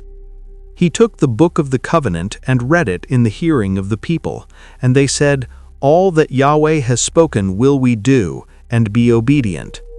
Moses took the blood and sprinkled it on the people, and said, "Look, this is the blood of the covenant, which Yahweh has made with you concerning all these words." Then Moses, Aaron, Nadab, Abihu, and 70 of the elders of Israel went up. They saw the God of Israel. Under his feet was like a paved work of sapphire stone, like the skies for clearness. He didn't lay his hand on the nobles of the children of Israel. They saw God and ate and drank. Yahweh said to Moses, "Come up to me on the mountain and stay here, and I will give you the tables of stone with the law and the commands that I have written, that you may teach them." Moses rose up with Joshua, his servant, and Moses went up onto God's mountain. He said to the elders, "Wait here for us until we come again to you. Behold, Aaron and Hur are with you. Whoever is involved in a dispute can go to them." Moses went up on the mountain, and the cloud covered the mountain. The glory of Yahweh settled on Mount Sinai, and the cloud covered it 6 days. The 7th day he called to Moses out of the midst of the cloud. The appearance of the glory of Yahweh was like devouring fire on the top of the mountain in the eyes of the children of Israel. Moses entered into the midst of the cloud and went up on the mountain, and Moses was on the mountain 40. Exodus 25. Offerings for the sanctuary. Yahweh spoke to Moses, saying, "Speak to the children of Israel that they take an offering for me. From everyone whose heart makes him willing, you shall take my offering. This is the offering which you shall take from them: gold, silver, brass, blue, purple, scarlet, fine linen, goat's hair, ram's skins dyed red, sea-cow hides, acacia wood, oil for the light, spices for the anointing oil and for the sweet incense, onyx stones, and stones to be set for the ephod and for the breastplate. Let them make me a sanctuary, that I may dwell among them. According to all that I show you, the pattern of the tent and the pattern of all of its furniture, even so you shall make it. They shall make an ark of acacia wood. Its length shall be 2.5 cubits, its breadth 1.5 cubits, and 1.5 cubits its height. You shall overlay it with pure gold. Inside and outside shall you overlay it, and shall make a gold molding around it. You shall cast 4 rings of gold for it, and put them in its 4 feet. 2 rings shall be on the one side of it, and 2 rings on the other side of it. You shall make poles of acacia wood, and overlay them with gold. You shall put the poles into the rings on the sides of the ark to carry the ark. The poles shall be in the rings of the ark, they shall not be taken from it. You shall put the testimony which I shall give you into the ark. You shall make a mercy seat of pure gold. 2.5 cubits shall be its length, and 1.5 cubits its breadth. You shall make 2 cherubim of hammered gold. You shall make them at the 2 ends of the mercy seat. Make 1 cherub at the one end, and 1 cherub at the other end. You shall make the cherubim on its 2 ends of one piece with the mercy seat. The cherubim shall spread out their wings upward, covering the mercy seat with their wings, with their faces toward one another. The faces of the cherubim shall be toward the mercy seat. You shall put the mercy seat on top of the ark, and in the ark you shall put the testimony that I will give you. There I will meet with you, and I will tell you from above the mercy seat, from between the 2 cherubim which are on the ark of the testimony, all that I command you for the children of Israel. You shall make a table of acacia wood. 2 cubits shall be its length, and 1 cubit its breadth, and 1.5 cubits its height. You shall overlay it with pure gold, and make a gold molding around it. You shall make a rim of a handbreadth around it. You shall make a golden molding on its rim around it. You shall make 4 rings of gold for it, and put the rings in the 4 corners that are on its 4 feet. The rings shall be close to the rim, for places for the poles to carry the table. You shall make the poles of acacia wood, and overlay them with gold, that the table may be carried with them. You shall make its dishes, its spoons, its ladles, and its bowls to pour out offerings with. Of pure gold shall you make them. You shall set bread of the presence on the table before me always. You shall make a lampstand of pure gold.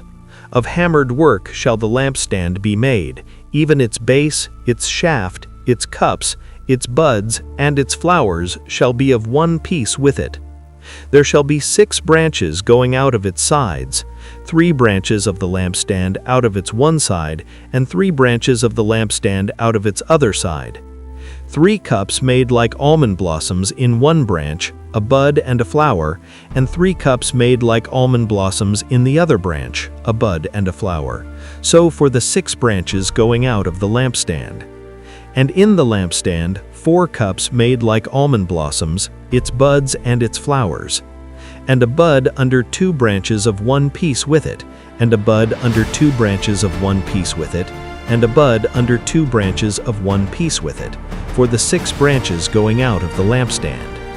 Their buds and their branches shall be of one piece with it, the whole of it one beaten work of pure gold. You shall make its lamps 7, and they shall light its lamps to give light to the space in front of it. Its snuffers and its snuff dishes shall be of pure gold. It shall be made of a talent of pure gold, with all these accessories. See that you make them after their pattern, which has been shown to you on the mountain. Exodus chapter 26. The Sanctuary. Moreover, you shall make the tent with 10 curtains, of fine twined linen, and blue, and purple, and scarlet, with cherubim. The work of the skillful workman you shall make them. The length of each curtain shall be 28 cubits, and the breadth of each curtain 4 cubits. All the curtains shall have one measure. 5 curtains shall be coupled together one to another, and the other 5 curtains shall be coupled one to another. You shall make loops of blue on the edge of the one curtain from the edge in the coupling, and likewise shall you make in the edge of the curtain that is outmost in the second coupling. You shall make 50 loops in the one curtain, and you shall make 50 loops in the edge of the curtain that is in the second coupling. The loops shall be opposite one to another.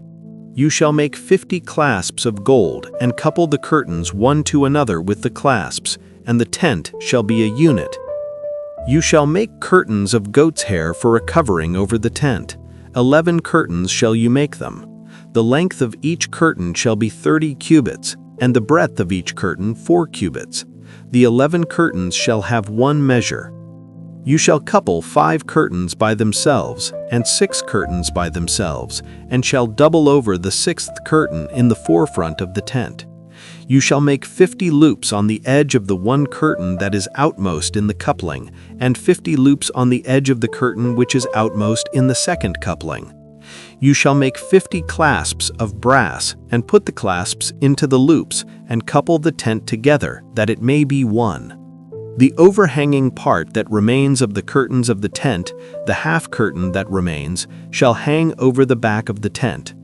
The cubit on the one side and the cubit on the other side of that which remains in the length of the curtains of the tent shall hang over the sides of the tent on this side and on that side to cover it. You shall make a covering for the tent of ram skins dyed red, and a covering of sea-cow hides above. You shall make the boards for the tent of acacia wood, standing up. 10 cubits shall be the length of a board, and 1.5 cubits the breadth of each board. There shall be 2 tenons in each board joined to one another. Thus shall you make for all the boards of the tent. You shall make the boards for the tent, 20 boards for the south side southward. You shall make 40 sockets of silver under the 20 boards, 2 sockets under one board for its 2 tenons, and 2 sockets under another board for its 2 tenons. For the second side of the tent, on the north side, 20 boards. And their 40 sockets of silver, 2 sockets under one board, and 2 sockets under another board. For the far part of the tent, westward, you shall make 6 boards. 2 boards shall you make for the corners of the tent in the far part. They shall be double beneath, and in like manner they shall be entire to the top of it to one ring. Thus shall it be for them both. They shall be for the 2 corners. There shall be 8 boards, and their sockets of silver, 16 sockets, 2 sockets under one board, and 2 sockets under another board. You shall make bars of acacia wood, 5 for the boards of the one side of the tent, and 5 bars for the boards of the other side of the tent, and 5 bars for the boards of the side of the tent, for the far part westward. The middle bar in the midst of the boards shall pass through from end to end. You shall overlay the boards with gold, and make their rings of gold for places for the bars, and you shall overlay the bars with gold. You shall set up the tent according to the way that it was shown to you on the mountain. You shall make a veil of blue and purple and scarlet and fine twined linen with cherubim. The work of the skillful workman shall it be made. You shall hang it on 4 pillars of acacia overlaid with gold. Their hooks shall be of gold on 4 sockets of silver. You shall hang up the veil under the clasps, and shall bring the ark of the testimony in there within the veil, and the veil shall separate the holy place from the most holy for you. You shall put the mercy seat on the ark of the testimony in the most holy place. You shall set the table outside the veil, and the lampstand over against the table toward the south of the tent, and you shall put the table on the north side. You shall make a screen for the door of the tent of blue and purple and scarlet, and fine twined linen, the work of the embroiderer. You shall make for the screen 5 pillars of acacia overlaid with gold. Their hooks shall be of gold, and you shall cast 5 sockets of brass for them. Exodus 27. Altar of burnt offerings. You shall make the altar of acacia wood, 5 cubits long and 5 cubits broad. The altar shall be 4 square, and its height shall be 3 cubits. You shall make its horns on its 4 corners. Its horns shall be of one piece with it, and you shall overlay it with brass. You shall make its pots to take away its ashes, its shovels, its basins, its flesh hooks, and its fire pans. All its vessels you shall make of brass. You shall make a grating for it of network of brass, and on the net you shall make 4 brazen rings in its 4 corners. You shall put it under the ledge around the altar beneath, that the net may reach halfway up the altar. You shall make poles for the altar, poles of acacia wood, and overlay them with brass. Its poles shall be put into the rings, and the poles shall be on the 2 sides of the altar when carrying it. Hollow with planks shall you make it, as it has been showed you on the mountain, so shall they make it. You shall make the court of the tent. For the south side southward there shall be hangings for the court of fine twined linen 100 cubits long for one side, and the pillars of it shall be 20, and their sockets 20, of brass. The hooks of the pillars and their fillets shall be of silver. Likewise, for the north side in length, there shall be hangings 100 cubits long, and the pillars of it 20, and their sockets 20, of brass. The hooks of the pillars and their fillets of silver. For the breadth of the court on the west side shall be hangings of 50 cubits, their pillars 10, and their sockets 10. The breadth of the court on the east side eastward shall be 50 cubits. The hangings for the one side of the gate shall be 15 cubits, their pillars 3, and their sockets 3. For the other side shall be hangings of 15 cubits, their pillars 3, and their sockets 3. For the gate of the court shall be a screen of 20 cubits, of blue and purple and scarlet and fine twined linen, the work of the embroiderer. Their pillars 4, and their sockets 4. All the pillars of the court round about shall be filleted with silver, their hooks of silver, and their sockets of brass. The length of the court shall be 100 cubits, and the breadth 50 everywhere, and the height 5 cubits of fine twined linen, and their sockets of brass. All the instruments of the tent in all its service, and all the pins of it, and all the pins of the court shall be of brass. You shall command the children of Israel that they bring to you pure olive oil beaten for the light, to cause a lamp to burn continually. In the tent of meeting, outside the veil which is before the testimony, Aaron and his sons shall keep it in order from evening to morning before Yahweh. It shall be a statute forever throughout their generations on the behalf of the children of Israel. Exodus 28. Priestly vestments. Bring Aaron your brother and his sons with him near to you from among the children of Israel, that he may minister to me in the priest's office, even Aaron, Nadab, and Abihu, Eleazar and Ithamar, Aaron's sons. You shall make holy garments for Aaron your brother, for glory and for beauty. You shall speak to all who are wise-hearted, whom I have filled with the spirit of wisdom, that they make Aaron's garments to sanctify him, that he may minister to me in the priest's office. These are the garments which they shall make: a breastplate and an ephod, and a robe, and a coat of checker work, a turban and a sash.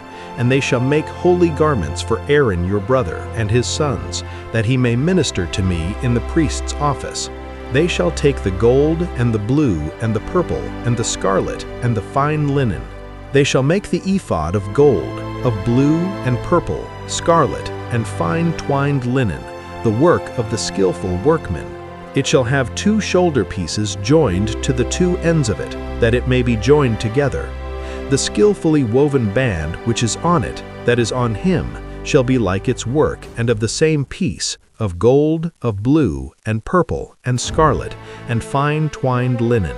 You shall take 2 onyx stones, and engrave on them the names of the children of Israel, 6 of their names on the one stone, and the names of the 6 that remain on the other stone, in the order of their birth. With the work of an engraver in stone, like the engravings of a signet, shall you engrave the 2 stones, according to the names of the children of Israel. You shall make them to be enclosed in settings of gold. You shall put the 2 stones on the shoulder pieces of the ephod, to be stones of memorial for the children of Israel. And Aaron shall bear their names before Yahweh on his 2 shoulders for a memorial. You shall make settings of gold, and 2 chains of pure gold. You make them like cords, shall of braided work, and you shall put the braided chains on the settings. You shall make a breastplate of judgment, the work of the skillful workman. Like the work of the ephod you shall make it, of gold, of blue, and purple, and scarlet, and fine twined linen shall you make it. It shall be square and folded double. A span shall be its length of it, and a span its breadth.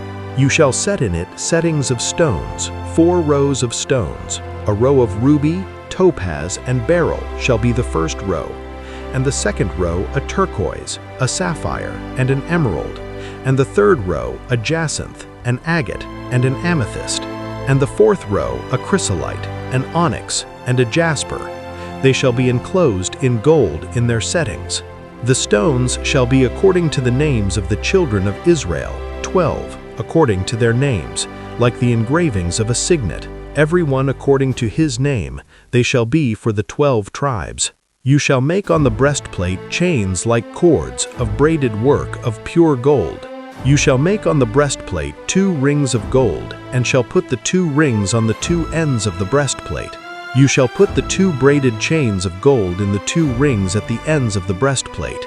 The other 2 ends of the 2 braided chains you shall put on the 2 settings, and put them on the shoulder pieces of the ephod in the forepart of it. You shall make 2 rings of gold, and you shall put them on the 2 ends of the breastplate, on its edge, which is toward the side of the ephod inward. You shall make 2 rings of gold, and you shall put them on the 2 shoulder pieces of the ephod underneath, in the forepart of it, close by the coupling of it, above the skillfully woven band of the ephod. They shall bind the breastplate by the rings of it to the rings of the ephod with a lace of blue, that it may be on the skillfully woven band of the ephod, and that the breastplate may not swing out from the ephod. Aaron shall bear the names of the children of Israel in the breastplate of judgment on his heart when he goes into the holy place, for a memorial before Yahweh continually. You shall put in the breastplate of judgment the Urim and the Thummim, and they shall be on Aaron's heart when he goes in before Yahweh. And Aaron shall bear the judgment of the children of Israel on his heart before Yahweh continually. You shall make the robe of the ephod all of blue. It shall have a hole for the head in the midst of it. It shall have a binding of woven work round about the whole of it, as it were the whole of a coat of mail, that it not be torn. On its hem you shall make pomegranates of blue, and of purple, and of scarlet, round its hem, and golden bells between them round about. A golden bell and a pomegranate, a golden bell and a pomegranate on the hem of the robe round about. It shall be on Aaron to minister, and the sound of it shall be heard when he goes into the holy place before Yahweh, and when he comes out, that he not die. You shall make a plate of pure gold, and engrave on it like the engravings of a signet, holy to Yahweh. You shall put it on a lace of blue, and it shall be on the sash. On the front of the sash it shall be.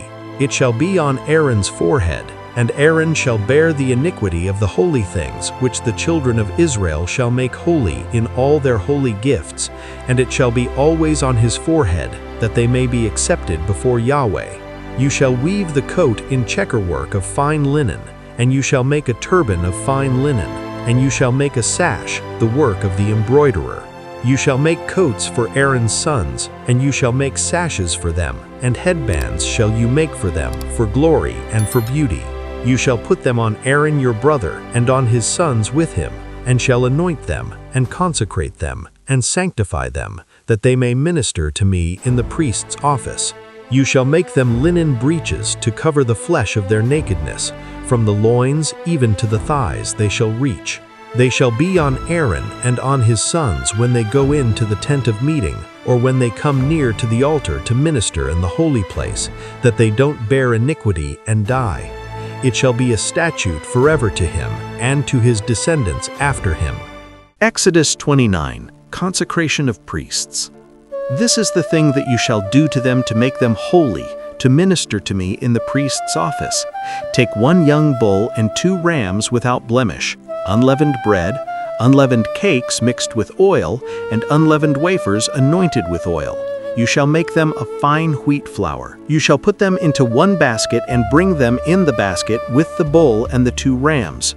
You shall bring Aaron and his sons to the door of the tent of meeting, and shall wash them with water. You shall take the garments and put on Aaron the coat, the robe of the ephod and the breastplate, and dress him with the skillfully woven band of the ephod. And you shall set the turban on his head, and put the holy crown on the turban. Then you shall take the anointing oil, and pour it on his head, and anoint him. You shall bring his sons, and put coats on them. You shall dress them with belts, Aaron and his sons, and bind headbands on them. And they shall have the priesthood by a perpetual statute, and you shall consecrate Aaron and his sons. You shall bring the bull before the tent of meeting, and Aaron and his sons shall lay their hands on the head of the bull. You shall kill the bull before Yahweh at the door of the tent of meeting. You shall take of the blood of the bull and put it on the horns of the altar with your finger, and you shall pour out all the blood at the base of the altar. You shall take all the fat that covers the innards, the cover of the liver, the 2 kidneys, and the fat that is on them, and burn them on the altar. But the flesh of the bull, and its skin, and its dung, you shall burn with fire outside of the camp. It is a sin offering.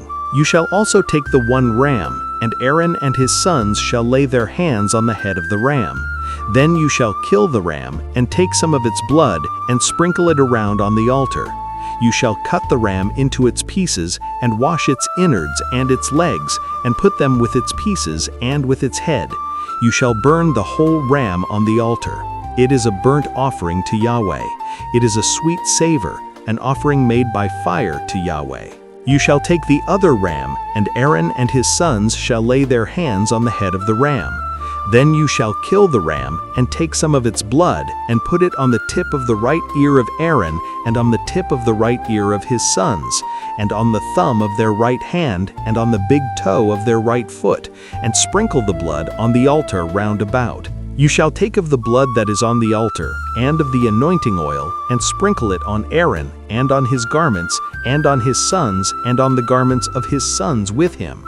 And he shall be made holy, and his garments, and his sons garments with him.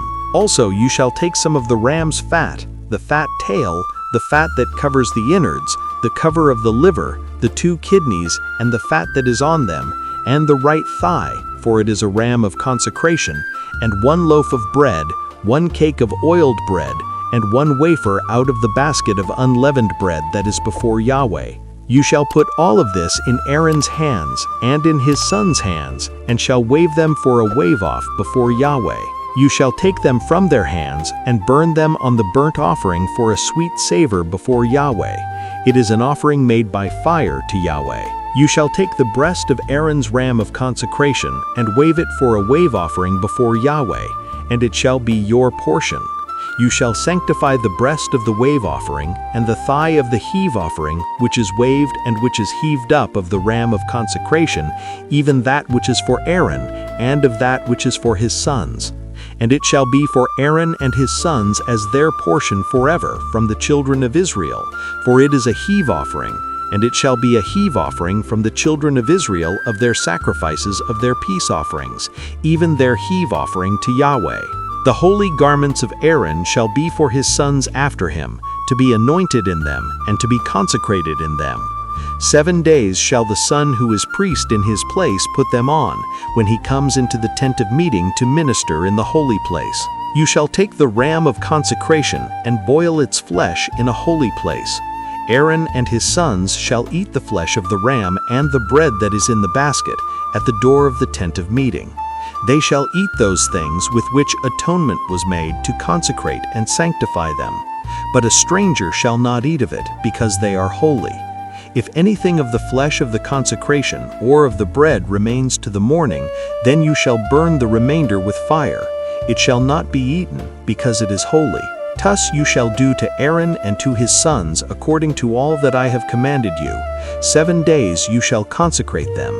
Every day you shall offer the bull of sin offering for atonement, and you shall cleanse the altar when you make atonement for it, and you shall anoint it to sanctify it. 7 days you shall make atonement for the altar and sanctify it, and the altar shall be most holy.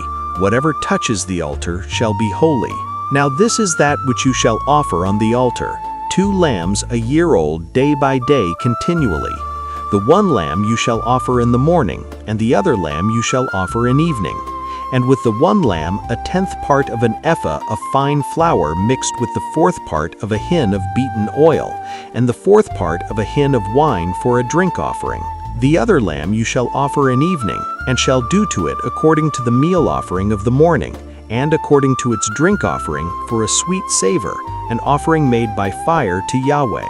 It shall be a continual burnt offering throughout your generations at the door of the tent of meeting before Yahweh, where I will meet with you to speak there to you. There I will meet with the children of Israel, and the place shall be sanctified by my glory. I will sanctify the tent of meeting and the altar, Aaron also and his sons I will sanctify to minister to me in the priest's office. I will dwell among the children of Israel, and will be their God. They shall know that I am Yahweh their God, who brought them forth out of the land of Egypt, that I might dwell among them. I am Yahweh their God. Exodus 30. Incense altar. You shall make an altar to burn incense on. You shall make it of acacia wood. Its length shall be a cubit, and its breadth a cubit. It shall be square, and its height shall be 2 cubits. Its horns shall be of one piece with it. You shall overlay it with pure gold, the top of it, the sides of it, around it, and its horns, and you shall make a gold molding around it. You shall make 2 golden rings for it under its molding. On its 2 ribs, on its 2 sides you shall make them, and they shall be for places for poles with which to bear it. You shall make the poles of acacia wood and overlay them with gold. You shall put it before the veil that is by the ark of the testimony, before the mercy seat that is over the testimony, where I will meet with you. Aaron shall burn incense of sweet spices on it every morning. When he tends the lamps, he shall burn it. When Aaron lights the lamps at evening, he shall burn it, a perpetual incense before Yahweh throughout your generations. You shall offer no strange incense on it, nor burnt offering, nor meal offering, and you shall pour no drink offering on it. Aaron shall make atonement on its horns once in the year. With the blood of the sin offering of atonement once in the year he shall make atonement for it throughout your generations. It is most holy to Yahweh. Yahweh spoke to Moses, saying, When you take a census of the children of Israel according to those who are numbered among them, then each man shall give a ransom for his soul to Yahweh when you number them, that there be no plague among them when you number them. They shall give this, everyone who passes over to those who are numbered, half a shekel after the shekel of the sanctuary. The shekel is 20 gerahs, half a shekel for an offering to Yahweh. Everyone who passes over to those who are numbered from 20 years old and upward shall give the offering to Yahweh. The rich shall not give more, and the poor shall not give less than the half shekel when they give the offering of Yahweh to make atonement for your souls. You shall take the atonement money from the children of Israel and shall appoint it for the service of the tent of meeting, that it may be a memorial for the children of Israel before Yahweh to make atonement for your souls. Yahweh spoke to Moses, saying, You shall also make a basin of brass, and the base of it of brass, in which to wash. You shall put it between the tent of meeting and the altar, and you shall put water in it. Aaron and his sons shall wash their hands and their feet in it.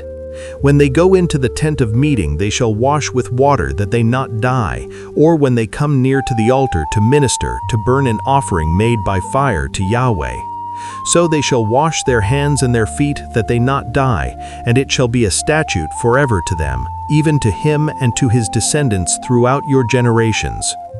Moreover, Yahweh spoke to Moses, saying, Also take fine spices of liquid myrrh 500 shekels, and of fragrant cinnamon half as much, even 250, and of fragrant cane 250, and of cassia 500, after the shekel of the sanctuary, and a hin of olive oil. You shall make it a holy anointing oil, a perfume compounded after the art of the perfumer. It shall be a holy anointing oil. You shall use it to anoint the tent of meeting, the ark of the testimony, the table and all its articles, the lampstand and its accessories, the altar of incense, the altar of burnt offering with all its utensils, and the basin with its base. You shall sanctify them, that they may be most holy. Whatever touches them shall be holy. You shall anoint Aaron and his sons, and sanctify them, that they may minister to me in the priest's office. You shall speak to the children of Israel, saying, This shall be a holy anointing oil to me throughout your generations. It shall not be poured on man's flesh, neither shall you make any like it, according to its composition. It is holy, it shall be holy to you. Whoever compounds any like it, or whoever puts any of it on a stranger, he shall be cut off from his people. Yahweh said to Moses, Take to yourself sweet spices, gum resin, and onycha, and galbanum, sweet spices with pure frankincense. Of each shall there be an equal weight. And you shall make it incense of it, a perfume after the art of the perfumer, seasoned with salt, pure and holy.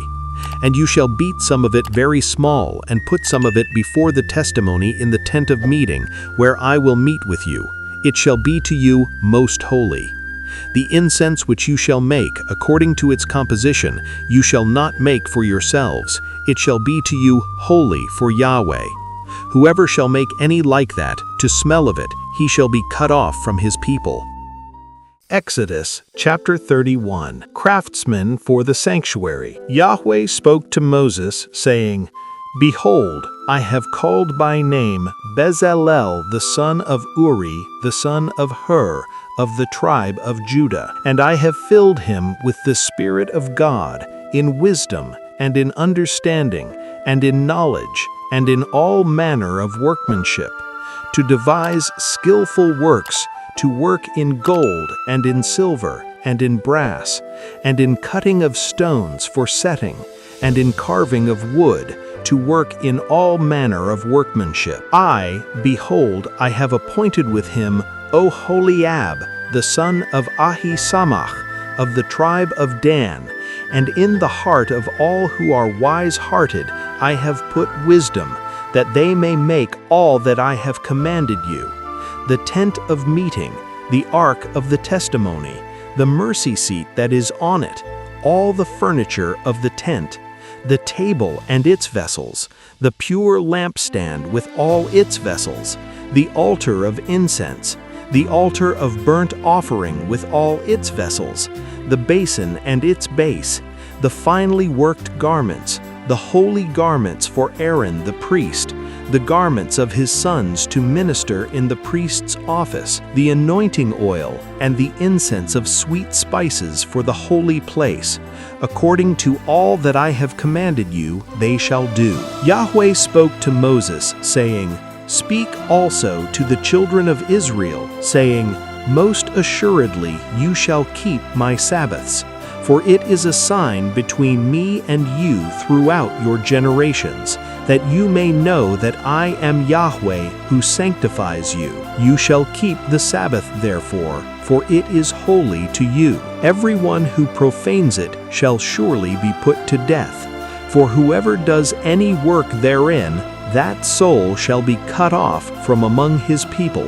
6 days shall work be done, but on the 7th day is a Sabbath of solemn rest, holy to Yahweh. Whoever does any work on the Sabbath day shall surely be put to death. Therefore the children of Israel shall keep the Sabbath, to observe the Sabbath throughout their generations, for a perpetual covenant. It is a sign between me and the children of Israel forever. For in 6 days Yahweh made heaven and earth, and on the 7th day he rested and was refreshed. He gave to Moses, when he finished speaking with him on Mount Sinai, the 2 tablets of the testimony, stone tablets written with God's finger. Exodus 32. When the people saw that Moses delayed to come down from the mountain, the people gathered themselves together to Aaron, and said to him, Come, make us gods, which shall go before us. For as for this Moses, the man who brought us up out of the land of Egypt, we don't know what has become of him. Aaron said to them, Take off the golden rings which are in the ears of your wives, of your sons, and of your daughters, and bring them to me. All the people took off the golden rings which were in their ears, and brought them to Aaron. He received what they handed him, and fashioned it with an engraving tool, and made it a molten calf. And they said, These are your gods, Israel, which brought you up out of the land of Egypt. When Aaron saw this, he built an altar before it, and Aaron made a proclamation, and said, Tomorrow shall be a feast to Yahweh. They rose up early on the next day and offered burnt offerings and brought peace offerings, and the people sat down to eat and to drink, and rose up to play. Yahweh spoke to Moses, Go, get down, for your people, who you brought up out of the land of Egypt, have corrupted themselves. They have turned aside quickly out of the way which I commanded them. They have made themselves a molten calf, and have worshipped it, and have sacrificed to it, and said, These are your gods, Israel, which brought you up out of the land of Egypt. Yahweh said to Moses, I have seen these people, and behold, they are a stiff-necked people. Now therefore leave me alone, that my wrath may burn hot against them, and that I may consume them, and I will make of you a great nation. Moses begged Yahweh his God, and said, Yahweh, why does your wrath burn hot against your people, that you have brought forth out of the land of Egypt with great power and with a mighty hand? Why should the Egyptians speak, saying, He brought them forth for evil, to kill them in the mountains, and to consume them from the surface of the earth? Turn from your fierce wrath, and repent of this evil against your people. Remember Abraham, Isaac, and Israel, your servants, to whom you swore by your own self, and said to them, I will multiply your seed as the stars of the sky, and all this land that I have spoken of I will give to your seed, and they shall inherit it forever. Yahweh repented of the evil which he said he would do to his people. Moses turned and went down from the mountain with the 2 tablets of the testimony in his hand, tablets that were written on both their sides, on the one side and on the other they were written. The tablets were the work of God, and the writing was the writing of God, engraved on the tables. When Joshua heard the noise of the people as they shouted, he said to Moses, There is the noise of war in the camp. He said, It isn't the voice of those who shout for victory, neither is it the voice of those who cry for being overcome, but the noise of those who sing that I hear. It happened as soon as he came near to the camp that he saw the calf and the dancing, and Moses' anger grew hot, and he threw the tablets out of his hands and broke them beneath the mountain. He took the calf which they had made and burnt it with fire, ground it to powder, and scattered it on the water, and made the children of Israel drink of it. Moses said to Aaron, What did this people do to you, that you have brought a great sin on them? Aaron said, Don't let the anger of my Lord grow hot. You know the people, that they are set on evil. For they said to me, Make us gods, which shall go before us. For as for this Moses, the man who brought us up out of the land of Egypt, we don't know what has become of him. I said to them, Whoever has any gold, let them take it off. So they gave it me, and I threw it into the fire, and out came this calf. When Moses saw that the people had broken loose, for Aaron had let them loose for a derision among their enemies, then Moses stood in the gate of the camp and said, Whoever is on Yahweh's side, come to me. All the sons of Levi gathered themselves together to him. He said to them, Thus says Yahweh, the God of Israel, Every man put his sword on his thigh, and go back and forth from gate to gate throughout the camp, and every man kill his brother, and every man his companion, and every man his neighbor. The sons of Levi did according to the word of Moses, and there fell of the people that day about 3,000 men. Moses said, Consecrate yourselves today to Yahweh, yes, every man against his son, and against his brother, that he may bestow on you a blessing this day. It happened on the next day that Moses said to the people, You have sinned a great sin. Now I will go up to Yahweh, perhaps I shall make atonement for your sin. Moses returned to Yahweh and said, Oh, this people have sinned a great sin, and have made themselves gods of gold. Yet now, if you will, forgive their sin, and if not, please blot me out of your book which you have written. Yahweh said to Moses, Whoever has sinned against me, him will I blot out of my book. Now go, lead the people to the place of which I have spoken to you. Behold, my angel shall go before you. Nevertheless, in the day when I will punish them for their sin. Yahweh struck the people because they made the calf which Aaron made. Exodus 33. The Lord commands Israel to depart. Yahweh spoke to Moses, Depart, go up from here, you and the people that you have brought up out of the land of Egypt, to the land of which I swore to Abraham, to Isaac, and to Jacob, saying, I will give it to your seed. I will send an angel before you, and I will drive out the Canaanite, the Amorite, and the Hittite, and the Perizzite, the Hivite, and the Jebusite, to a land flowing with milk and honey. For I will not go up in the midst of you, for you are a stiff-necked people, lest I consume you in the way." When the people heard this evil news, they mourned, and no one put on his jewelry. Yahweh said to Moses, "Tell the children of Israel, you are a stiff-necked people. If I were to go up into your midst for one moment, I would consume you. Therefore now take off your jewelry from you, that I may know what to do to you." The children of Israel stripped themselves of their jewelry from Mount Horeb onward. Now Moses used to take the tent and to pitch it outside the camp, far away from the camp, and he called it the tent of meeting. It happened that everyone who sought Yahweh went out to the tent of meeting, which was outside the camp. It happened that when Moses went out to the tent, that all the people rose up and stood, everyone at their tent door, and watched Moses until he had gone into the tent.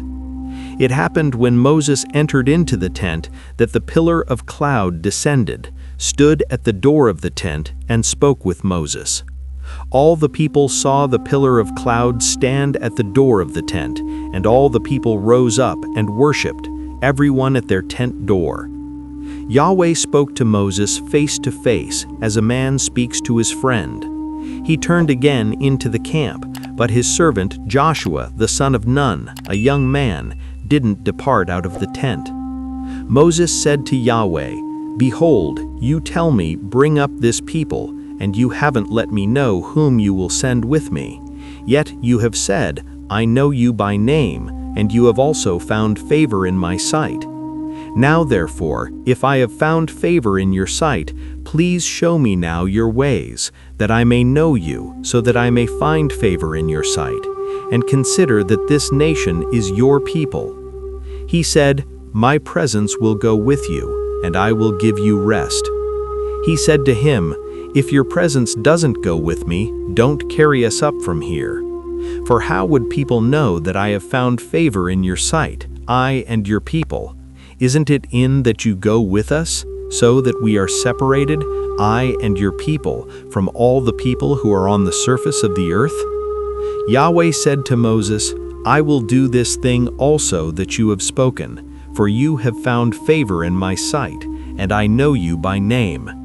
He said, "Please show me your glory." He said, "I will make all my goodness pass before you, and will proclaim the name of Yahweh before you. I will be gracious to whom I will be gracious, and will show mercy on whom I will show mercy." He said, "You cannot see my face, for man may not see me and live."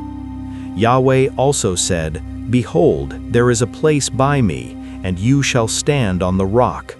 It will happen while my glory passes by, that I will put you in a cleft of the rock, and will cover you with my hand until I have passed by. Then I will take away my hand, and you will see my back, but my face shall not be seen." Exodus 34. New law signs.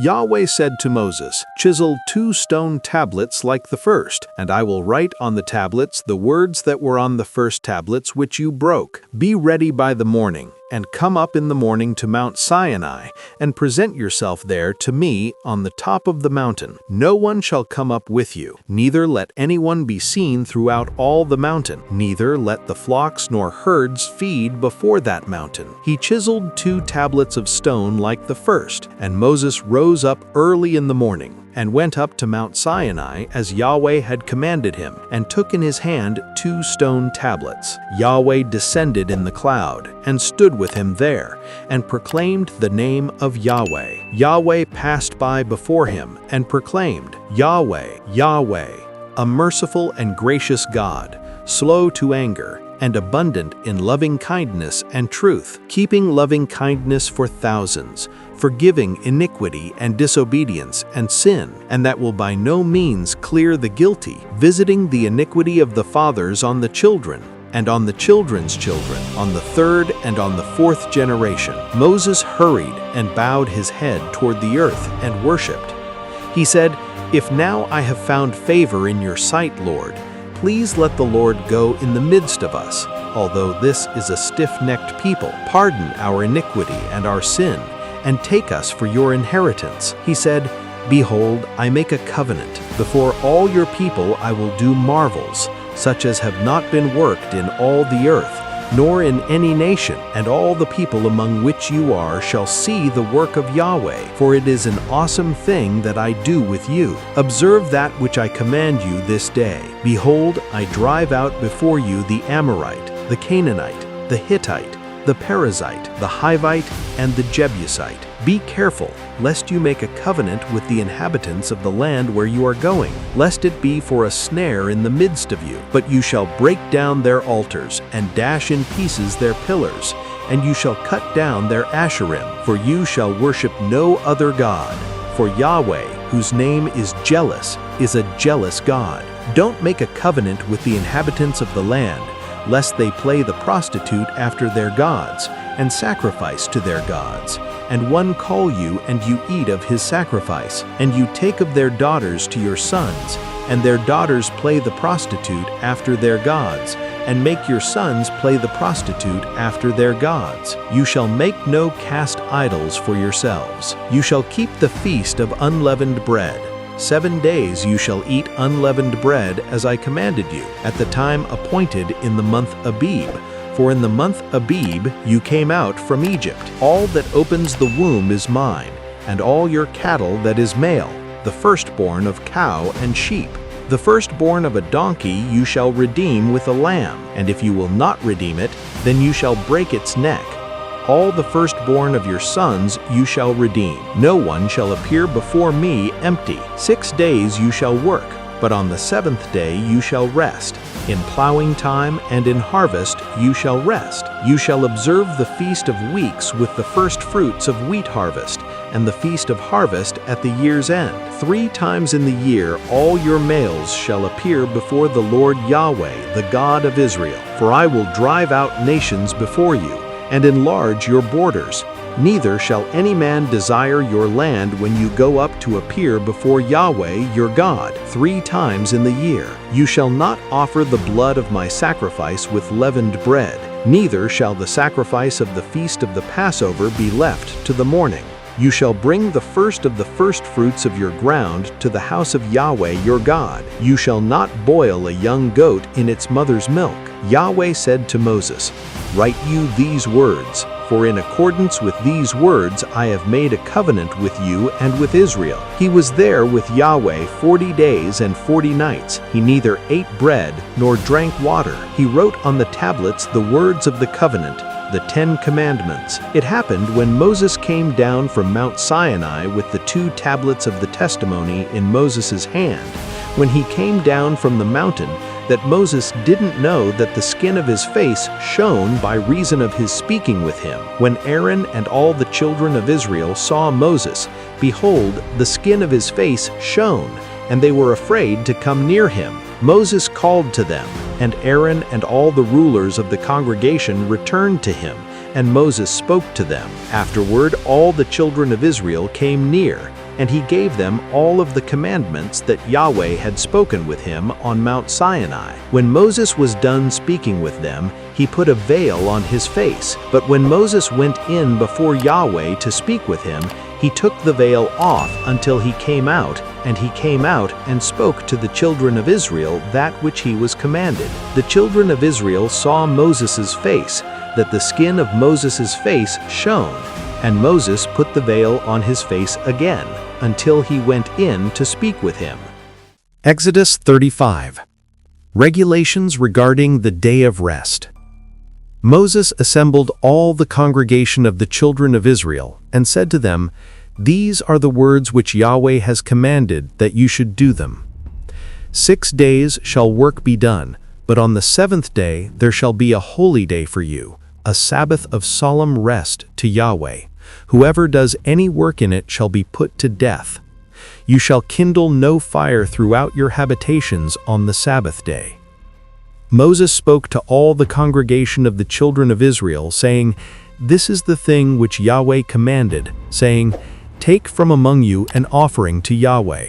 Whoever is of a willing heart, let him bring it. Yahweh's offering: gold, silver, brass, blue, purple, scarlet, fine linen, goat's hair, ram skins dyed red, sea-cow hides, acacia wood, oil for the light, spices for the anointing oil and for the sweet incense, onyx stones and stones to be set for the ephod and for the breastplate.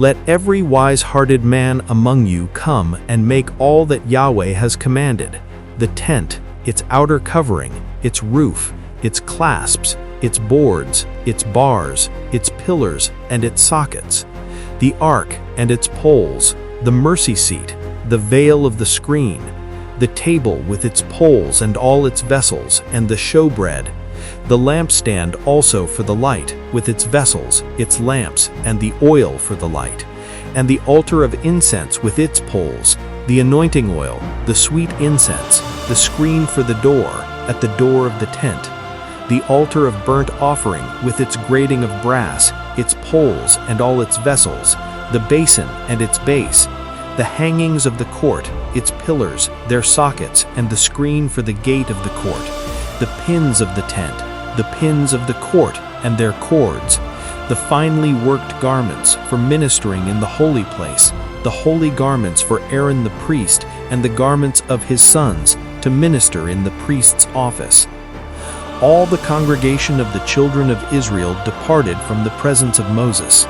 They came, everyone whose heart stirred him up, and everyone whom his spirit made willing, and brought Yahweh's offering, for the work of the tent of meeting, and for all of its service, and for the holy garments. They came, both men and women, as many as were willing-hearted, and brought brooches, earrings, signet rings, and armlets, all jewels of gold, even every man who offered an offering of gold to Yahweh. Everyone with whom was found blue, purple, scarlet, fine linen, goat's hair, ram skins dyed red, and sea-cow hides brought them.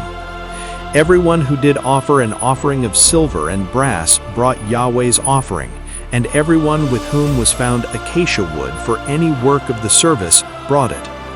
All the women who were wise-hearted spun with their hands, and brought that which they had spun, the blue, the purple, the scarlet, and the fine linen.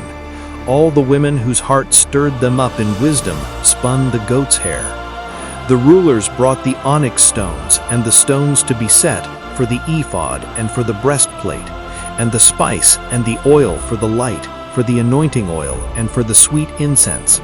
The children of Israel brought a free will offering to Yahweh, every man and woman whose heart made them willing to bring for all the work which Yahweh had commanded to be made by Moses. Moses said to the children of Israel, "Behold, Yahweh has called by name Bezalel the son of Uri, the son of Hur, of the tribe of Judah. He has filled him with the Spirit of God, in wisdom, in understanding, in knowledge, and in all manner of workmanship, and to make skillful works, to work in gold, in silver, in brass, in cutting of stones for setting, and in carving of wood, to work in all kinds of skillful workmanship. He has put in his heart that he may teach, both he and Oholiab, the son of Ahisamach, of the tribe of Dan.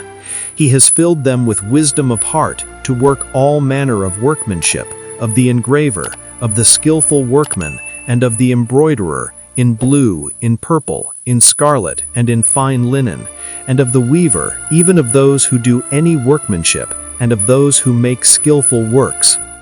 Exodus 36. The people bring many offerings. Bezalel and Oholiab shall work with every wise-hearted man, in whom Yahweh has put wisdom and understanding, to know how to work all the work for the service of the sanctuary, according to all that Yahweh has commanded. Moses called Bezalel and Oholiab, and every wise-hearted man, in whose heart Yahweh had put wisdom, even everyone whose heart stirred him up to come to the work to do it. And they received from Moses all the offering which the children of Israel had brought for the work of the service of the sanctuary, with which to make it. They brought yet to him freewill offerings every morning, All the wise men who performed all the work of the sanctuary, each came from his work which they did. They spoke to Moses, saying, "The people bring much more than enough for the service of the work which Yahweh commanded to make." Moses gave commandment, and they caused it to be proclaimed throughout the camp, saying, "Let neither man nor woman make anything else for the offering for the sanctuary." So the people were restrained from bringing. For the stuff they had was sufficient for all the work to make it, and too much. All the wise-hearted men among those who did the work made the tent with 10 curtains, of fine twined linen, blue, purple, and scarlet, with cherubim, the work of the skillful workmen. They made them. The length of each curtain was 28 cubits, and the breadth of each curtain 4 cubits. All the curtains had one measure. He coupled 5 curtains to one another, and the other 5 curtains he coupled one to another. He made loops of blue on the edge of the one curtain from the edge in the coupling. Likewise he made in the edge of the curtain that was outmost in the second coupling. He made 50 loops in the one curtain, and he made 50 loops in the edge of the curtain that was in the second coupling. The loops were opposite one to another. He made 50 clasps of gold, and coupled the curtains one to another with the clasps, so the tent was a unit. He made a covering for the tent of ram skins dyed red, and a covering of sea cow hides above. He made the boards for the tent of acacia wood, standing up. 10 cubits was the length of a board, and a cubit and a half the breadth of each board. Each board had 2 tenons, joined one to another. He made all the boards of the tent this way. He made the boards for the tent, 20 boards for the south side southward. He made 40 sockets of silver under the 20 boards, 2 sockets under one board for its 2 tenons, and 2 sockets under another board for its 2 tenons. For the second side of the tent, westward, he made 6 boards. He made 2 boards for the corners of the tent in the far part. They were double beneath, and in like manner they were all the way to the top of it to one ring. He did thus to both of them in the 2 corners. There were 8 boards and their sockets of silver, 16 sockets, under every board 2 sockets. He made bars of acacia wood, 5 for the boards of the one side of the tent, and 5 bars for the boards of the other side of the tent, and 5 bars for the boards of the tent for the hinder part westward. He made the middle bar to pass through in the midst of the boards from the one end to the other. He overlaid the boards with gold, and made their rings of gold for places for the bars, and overlaid the bars with gold. He made the veil of blue, purple, scarlet, and fine twined linen with cherubim. He made it the work of a skillful workman. He made 4 pillars of acacia for it, and overlaid them with gold. Their hooks were of gold. He cast 4 sockets of silver for them. He made a screen for the door of the tent of blue, purple, scarlet, and fine twined linen, the work of an embroiderer. And the 5 pillars of it with their hooks, he overlaid their capitals and their fillets with gold, and their 5 sockets were of brass. Construction of the Ark of the Covenant. Bezaleel made the Ark of acacia wood. Its length was 2.5 cubits, and its breadth a cubit and a half, and a cubit and a half its height. He overlaid it with pure gold inside and outside, and made a molding of gold for it round about. He cast 4 rings of gold for it, in its 4 feet, even 2 rings on its one side, and 2 rings on its other side. He made poles of acacia wood, and overlaid them with gold. He put the poles into the rings on the sides of the ark to bear the ark.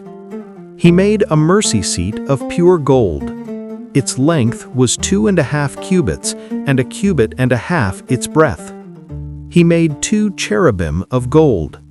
He made them of beaten work, them at the 2 ends of the mercy seat. 1 cherub at the one end, and 1 cherub at the other end. He made the cherubim of one piece with the mercy seat at its 2 ends. The cherubim spread out their wings on high, covering the mercy seat with their wings, with their faces toward one another.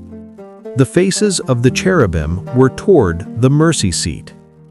He made the table of acacia wood. Its length was 2 cubits, and its breadth was a cubit, and its height was a cubit and a half. He overlaid it with pure gold, and made a gold molding around it.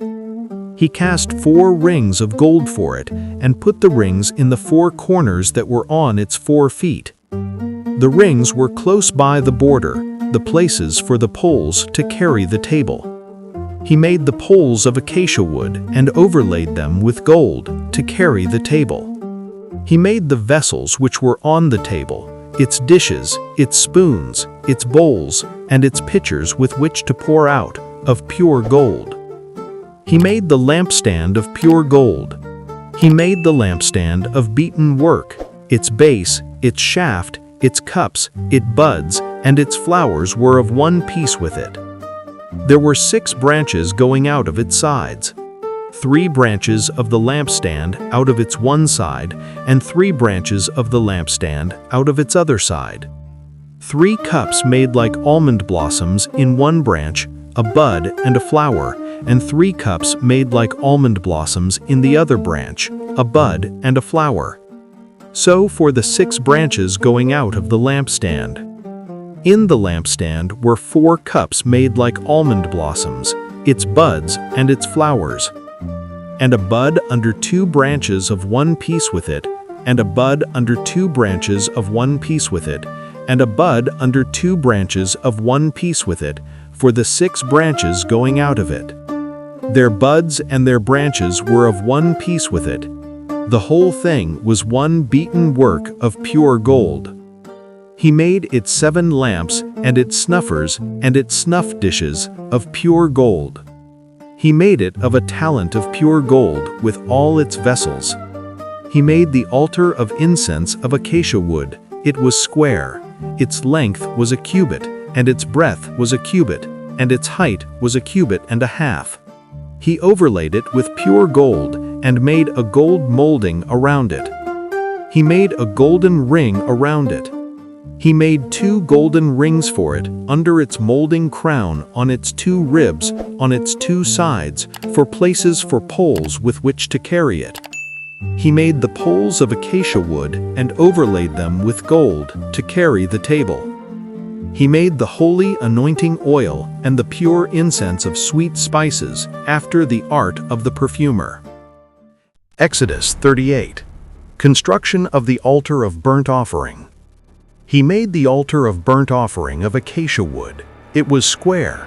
Its length was 5 cubits, its breadth was 5 cubits, and its height was 3 cubits. He made its horns on its 4 corners. Its horns were of one piece with it, and he overlaid it with brass. He made all the vessels of the altar, the pots, the shovels, the basins, the flesh hooks, and the fire pans. He made all its vessels of brass. He made for the altar a grating of a network of brass, under the ledge around it beneath, reaching halfway up. He cast 4 rings for the 4 ends of brass grating, to be places for the poles. He made the poles of acacia wood and overlaid them with brass. He put the poles into the rings on the sides of the altar with which to carry it. He made it hollow with planks. He made the basin of brass and its base of brass out of the mirrors of the ministering women who ministered at the door of the tent of meeting. He made the court. For the south side southward, the hangings of the court were of fine twined linen, 100 cubits. Their pillars were 20, and their sockets 20, of brass. The hooks of the pillars and their fillets were of silver. For the north side 100 cubits, their pillars 20, and their sockets 20, of brass. The hooks of the pillars and their fillets of silver. For the west side were hangings of 50 cubits, their pillars 10, and their sockets 10. The hooks of the pillars and their fillets of silver. For the east side eastward 50 cubits.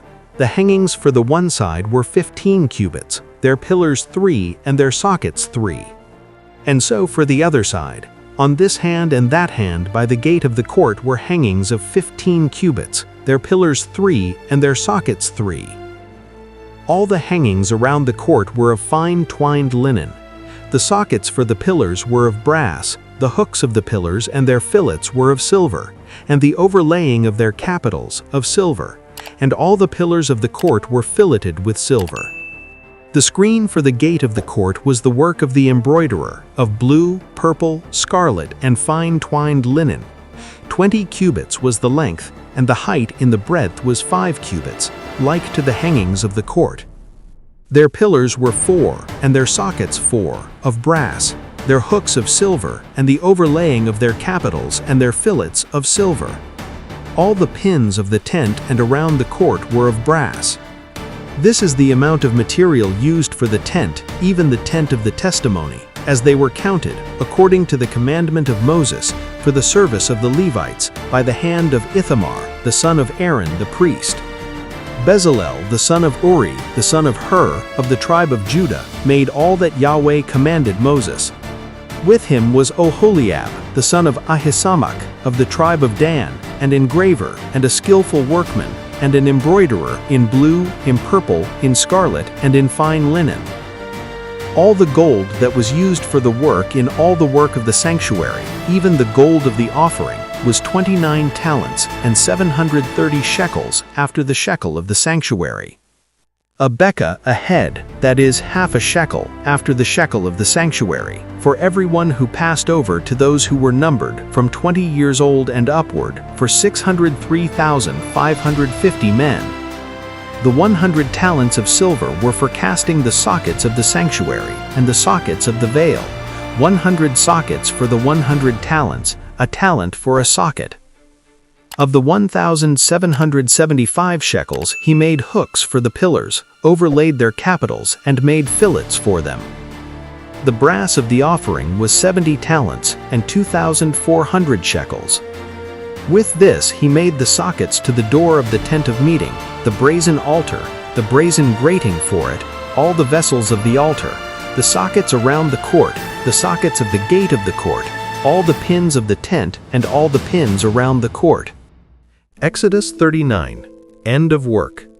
Of the blue, purple, and scarlet they made finely worked garments for ministering in the holy place, and made the holy garments for Aaron, as Yahweh commanded Moses. He made the ephod of gold, blue, purple, scarlet, and fine twined linen. They beat the gold into thin plates and cut it into wires, to work it in the blue, in the purple, in the scarlet, and in the fine linen, the work of the skillful workmen. They made shoulder pieces for it, joined together. At the 2 ends it was joined together. The skillfully woven band that was on it with which to fasten it on was of the same piece, like its work, of gold, of blue, purple, scarlet, and fine twined linen, as Yahweh commanded Moses. They worked the onyx stones enclosed in settings of gold, engraved with the engravings of a signet, according to the names of the children of Israel. He put them on the shoulder pieces of the ephod, to be stones of memorial for the children of Israel, as Yahweh commanded Moses. He made the breastplate, the work of a skillful workman, like the work of the ephod, of gold, of blue, purple, scarlet, and fine twined linen. It was square. They made the breastplate double. Its length was a span, and its breadth a span, being double. They set in it 4 rows of stones. A row of ruby, topaz, and beryl was the first row, and the second row a turquoise, a sapphire, and an emerald, and the third row a jacinth, an agate, and an amethyst, and the fourth row a chrysolite, an onyx, and a jasper. They were enclosed in gold settings. The stones were according to the names of the children of Israel, 12 according to their names, like the engravings of a signet, every one according to his name, for the 12 tribes. They made on the breastplate chains like cords of braided work of pure gold. They made 2 settings of gold and 2 gold rings, and put the 2 rings on the 2 ends of the breastplate. They put the 2 braided chains of gold in the 2 rings at the ends of the breastplate. The other 2 ends of the 2 braided chains they put on the 2 settings and put them on the shoulder pieces of the ephod in the front of it. They made 2 rings of gold and put them on the 2 shoulder pieces of the ephod underneath, in the front of it, close by its coupling, above the skillfully woven band of the ephod. They bound the breastplate by its rings to the rings of the ephod with a lace of blue, that it might be on the skillfully woven band of the ephod, and that the breastplate might not come loose from the ephod, as Yahweh commanded Moses. He made the robe of the ephod of woven work, all of blue. The opening of the robe in the midst of it was like the opening of a coat of mail, with a binding around its opening that it should not be torn. They made on the skirts of the robe pomegranates of blue, purple, scarlet, and twined linen.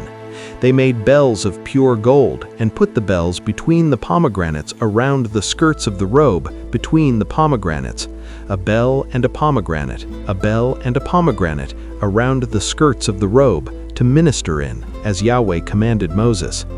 They made the coats of fine linen for woven work for Aaron and for his sons, and the turban of fine linen, and the linen headbands of fine linen, and the linen breeches of fine twined linen, and the sash of fine twined linen, and blue and purple and scarlet, the work of the embroiderer, as Yahweh commanded Moses. They made the plate of the holy crown of pure gold, and wrote on it a writing like the engravings of a signet, Holy to Yahweh. They tied to it a lace of blue to fasten it on the turban above, as Yahweh commanded Moses. Thus all the work of the tent of meeting was finished. The children of Israel did according to all that Yahweh commanded Moses, so they did. They brought the tent to Moses, the tent with all its furniture, its clasps, its boards, its bars, its pillars, its sockets, the covering of ram skins dyed red, the covering of sea-cow hides, the veil of the screen, the ark of the testimony with its poles, the mercy seat, the table, all its vessels, the showbread, the pure lampstand, its lamps, even the lamps to be set in order, all its vessels, the oil for the light, the golden altar, the anointing oil, the sweet incense, the screen for the door of the tent, the brazen altar, its grating of brass, its poles, all of its vessels, the basin and its base, the hangings of the court, its pillars, its sockets, the screen for the gate of the court, its cords, its pins, all the instruments of the service of the tent for the tent of meeting, the finely worked garments for ministering in the holy place, the holy garments for Aaron the priest, and the garments of his sons to minister in the priest's office. According to all that Yahweh commanded Moses, so the children of Israel did all the work. Moses saw all the work, and behold, they had done it as Yahweh had commanded, even so had they done it, and Moses blessed them. Exodus 40. Consecration of the sanctuary. Yahweh spoke to Moses, saying, On the first day of the first month you shall raise up the tent of meeting. You shall put the ark of the testimony in it, and you shall screen the ark with the veil. You shall bring the table and set in order the things that are on it. You shall bring in the lampstand and light the lamps of it. You shall set the golden altar for incense before the ark of the testimony, and put the screen of the door to the tent. You shall set the altar of burnt offering before the door of the tent of meeting. You shall set the basin between the tent of meeting and the altar, and shall put water therein. You shall set up the court around it, and hang up the screen of the gate of the court. You shall take the anointing oil, and anoint the tent and all that is in it, and shall make it holy, and all its furniture, and it will be holy. You shall anoint the altar of burnt offering with all its vessels, and sanctify the altar, and the altar will be most holy. You shall anoint the basin and its base, and sanctify it. You shall bring Aaron and his sons to the door of the tent of meeting, and shall wash them with water. You shall put on Aaron the holy garments, and you shall anoint him and sanctify him, that he may minister to me in the priest's office. You shall bring his sons, and put coats on them. You shall anoint them, as you anointed their father, that they may minister to me in the priest's office. Their anointing shall be to them for an everlasting priesthood throughout their generations. Thus did Moses, according to all that Yahweh commanded him, so he did. It happened in the first month in the second year, on the first day of the month, that the tent was raised up. Moses raised up the tent, and laid its sockets, and set up the boards of it, and put in the bars of it, and raised up its pillars. He spread the covering over the tent, and put the roof of the tent above on it, as Yahweh commanded Moses. He took and put the testimony into the ark, and set the poles on the ark, and put the mercy seat above on the ark. He brought the ark into the tent, and set up the veil of the screen, and screened the ark of the testimony, as Yahweh commanded Moses. He put the table in the tent of meeting, on the side of the tent northward, outside of the veil. He set the bread in order on it before Yahweh, as Yahweh commanded Moses. He put the lampstand in the tent of meeting, opposite the table, on the side of the tent southward. He lit the lamps before Yahweh, as Yahweh commanded Moses. He put the golden altar in the tent of meeting before the veil, and he burnt incense of sweet spices on it, as Yahweh commanded Moses. He put up the screen of the door to the tent. He set the altar of burnt offering at the door of the tent of meeting, and offered on it the burnt offering and the meal offering, as Yahweh commanded Moses. He set the basin between the tent of meeting and the altar, and put water therein with which to wash. Moses, Aaron, and his sons washed their hands and their feet there. When they went into the tent of meeting, and when they came near to the altar, they washed, as Yahweh commanded Moses. He raised up the court around the tent and the altar, and set up the screen of the gate of the court. So Moses finished the work. Then the cloud covered the tent of meeting, and the glory of Yahweh filled the tent. Moses wasn't able to enter into the tent of meeting because the cloud stayed on it, and Yahweh's glory filled the tent.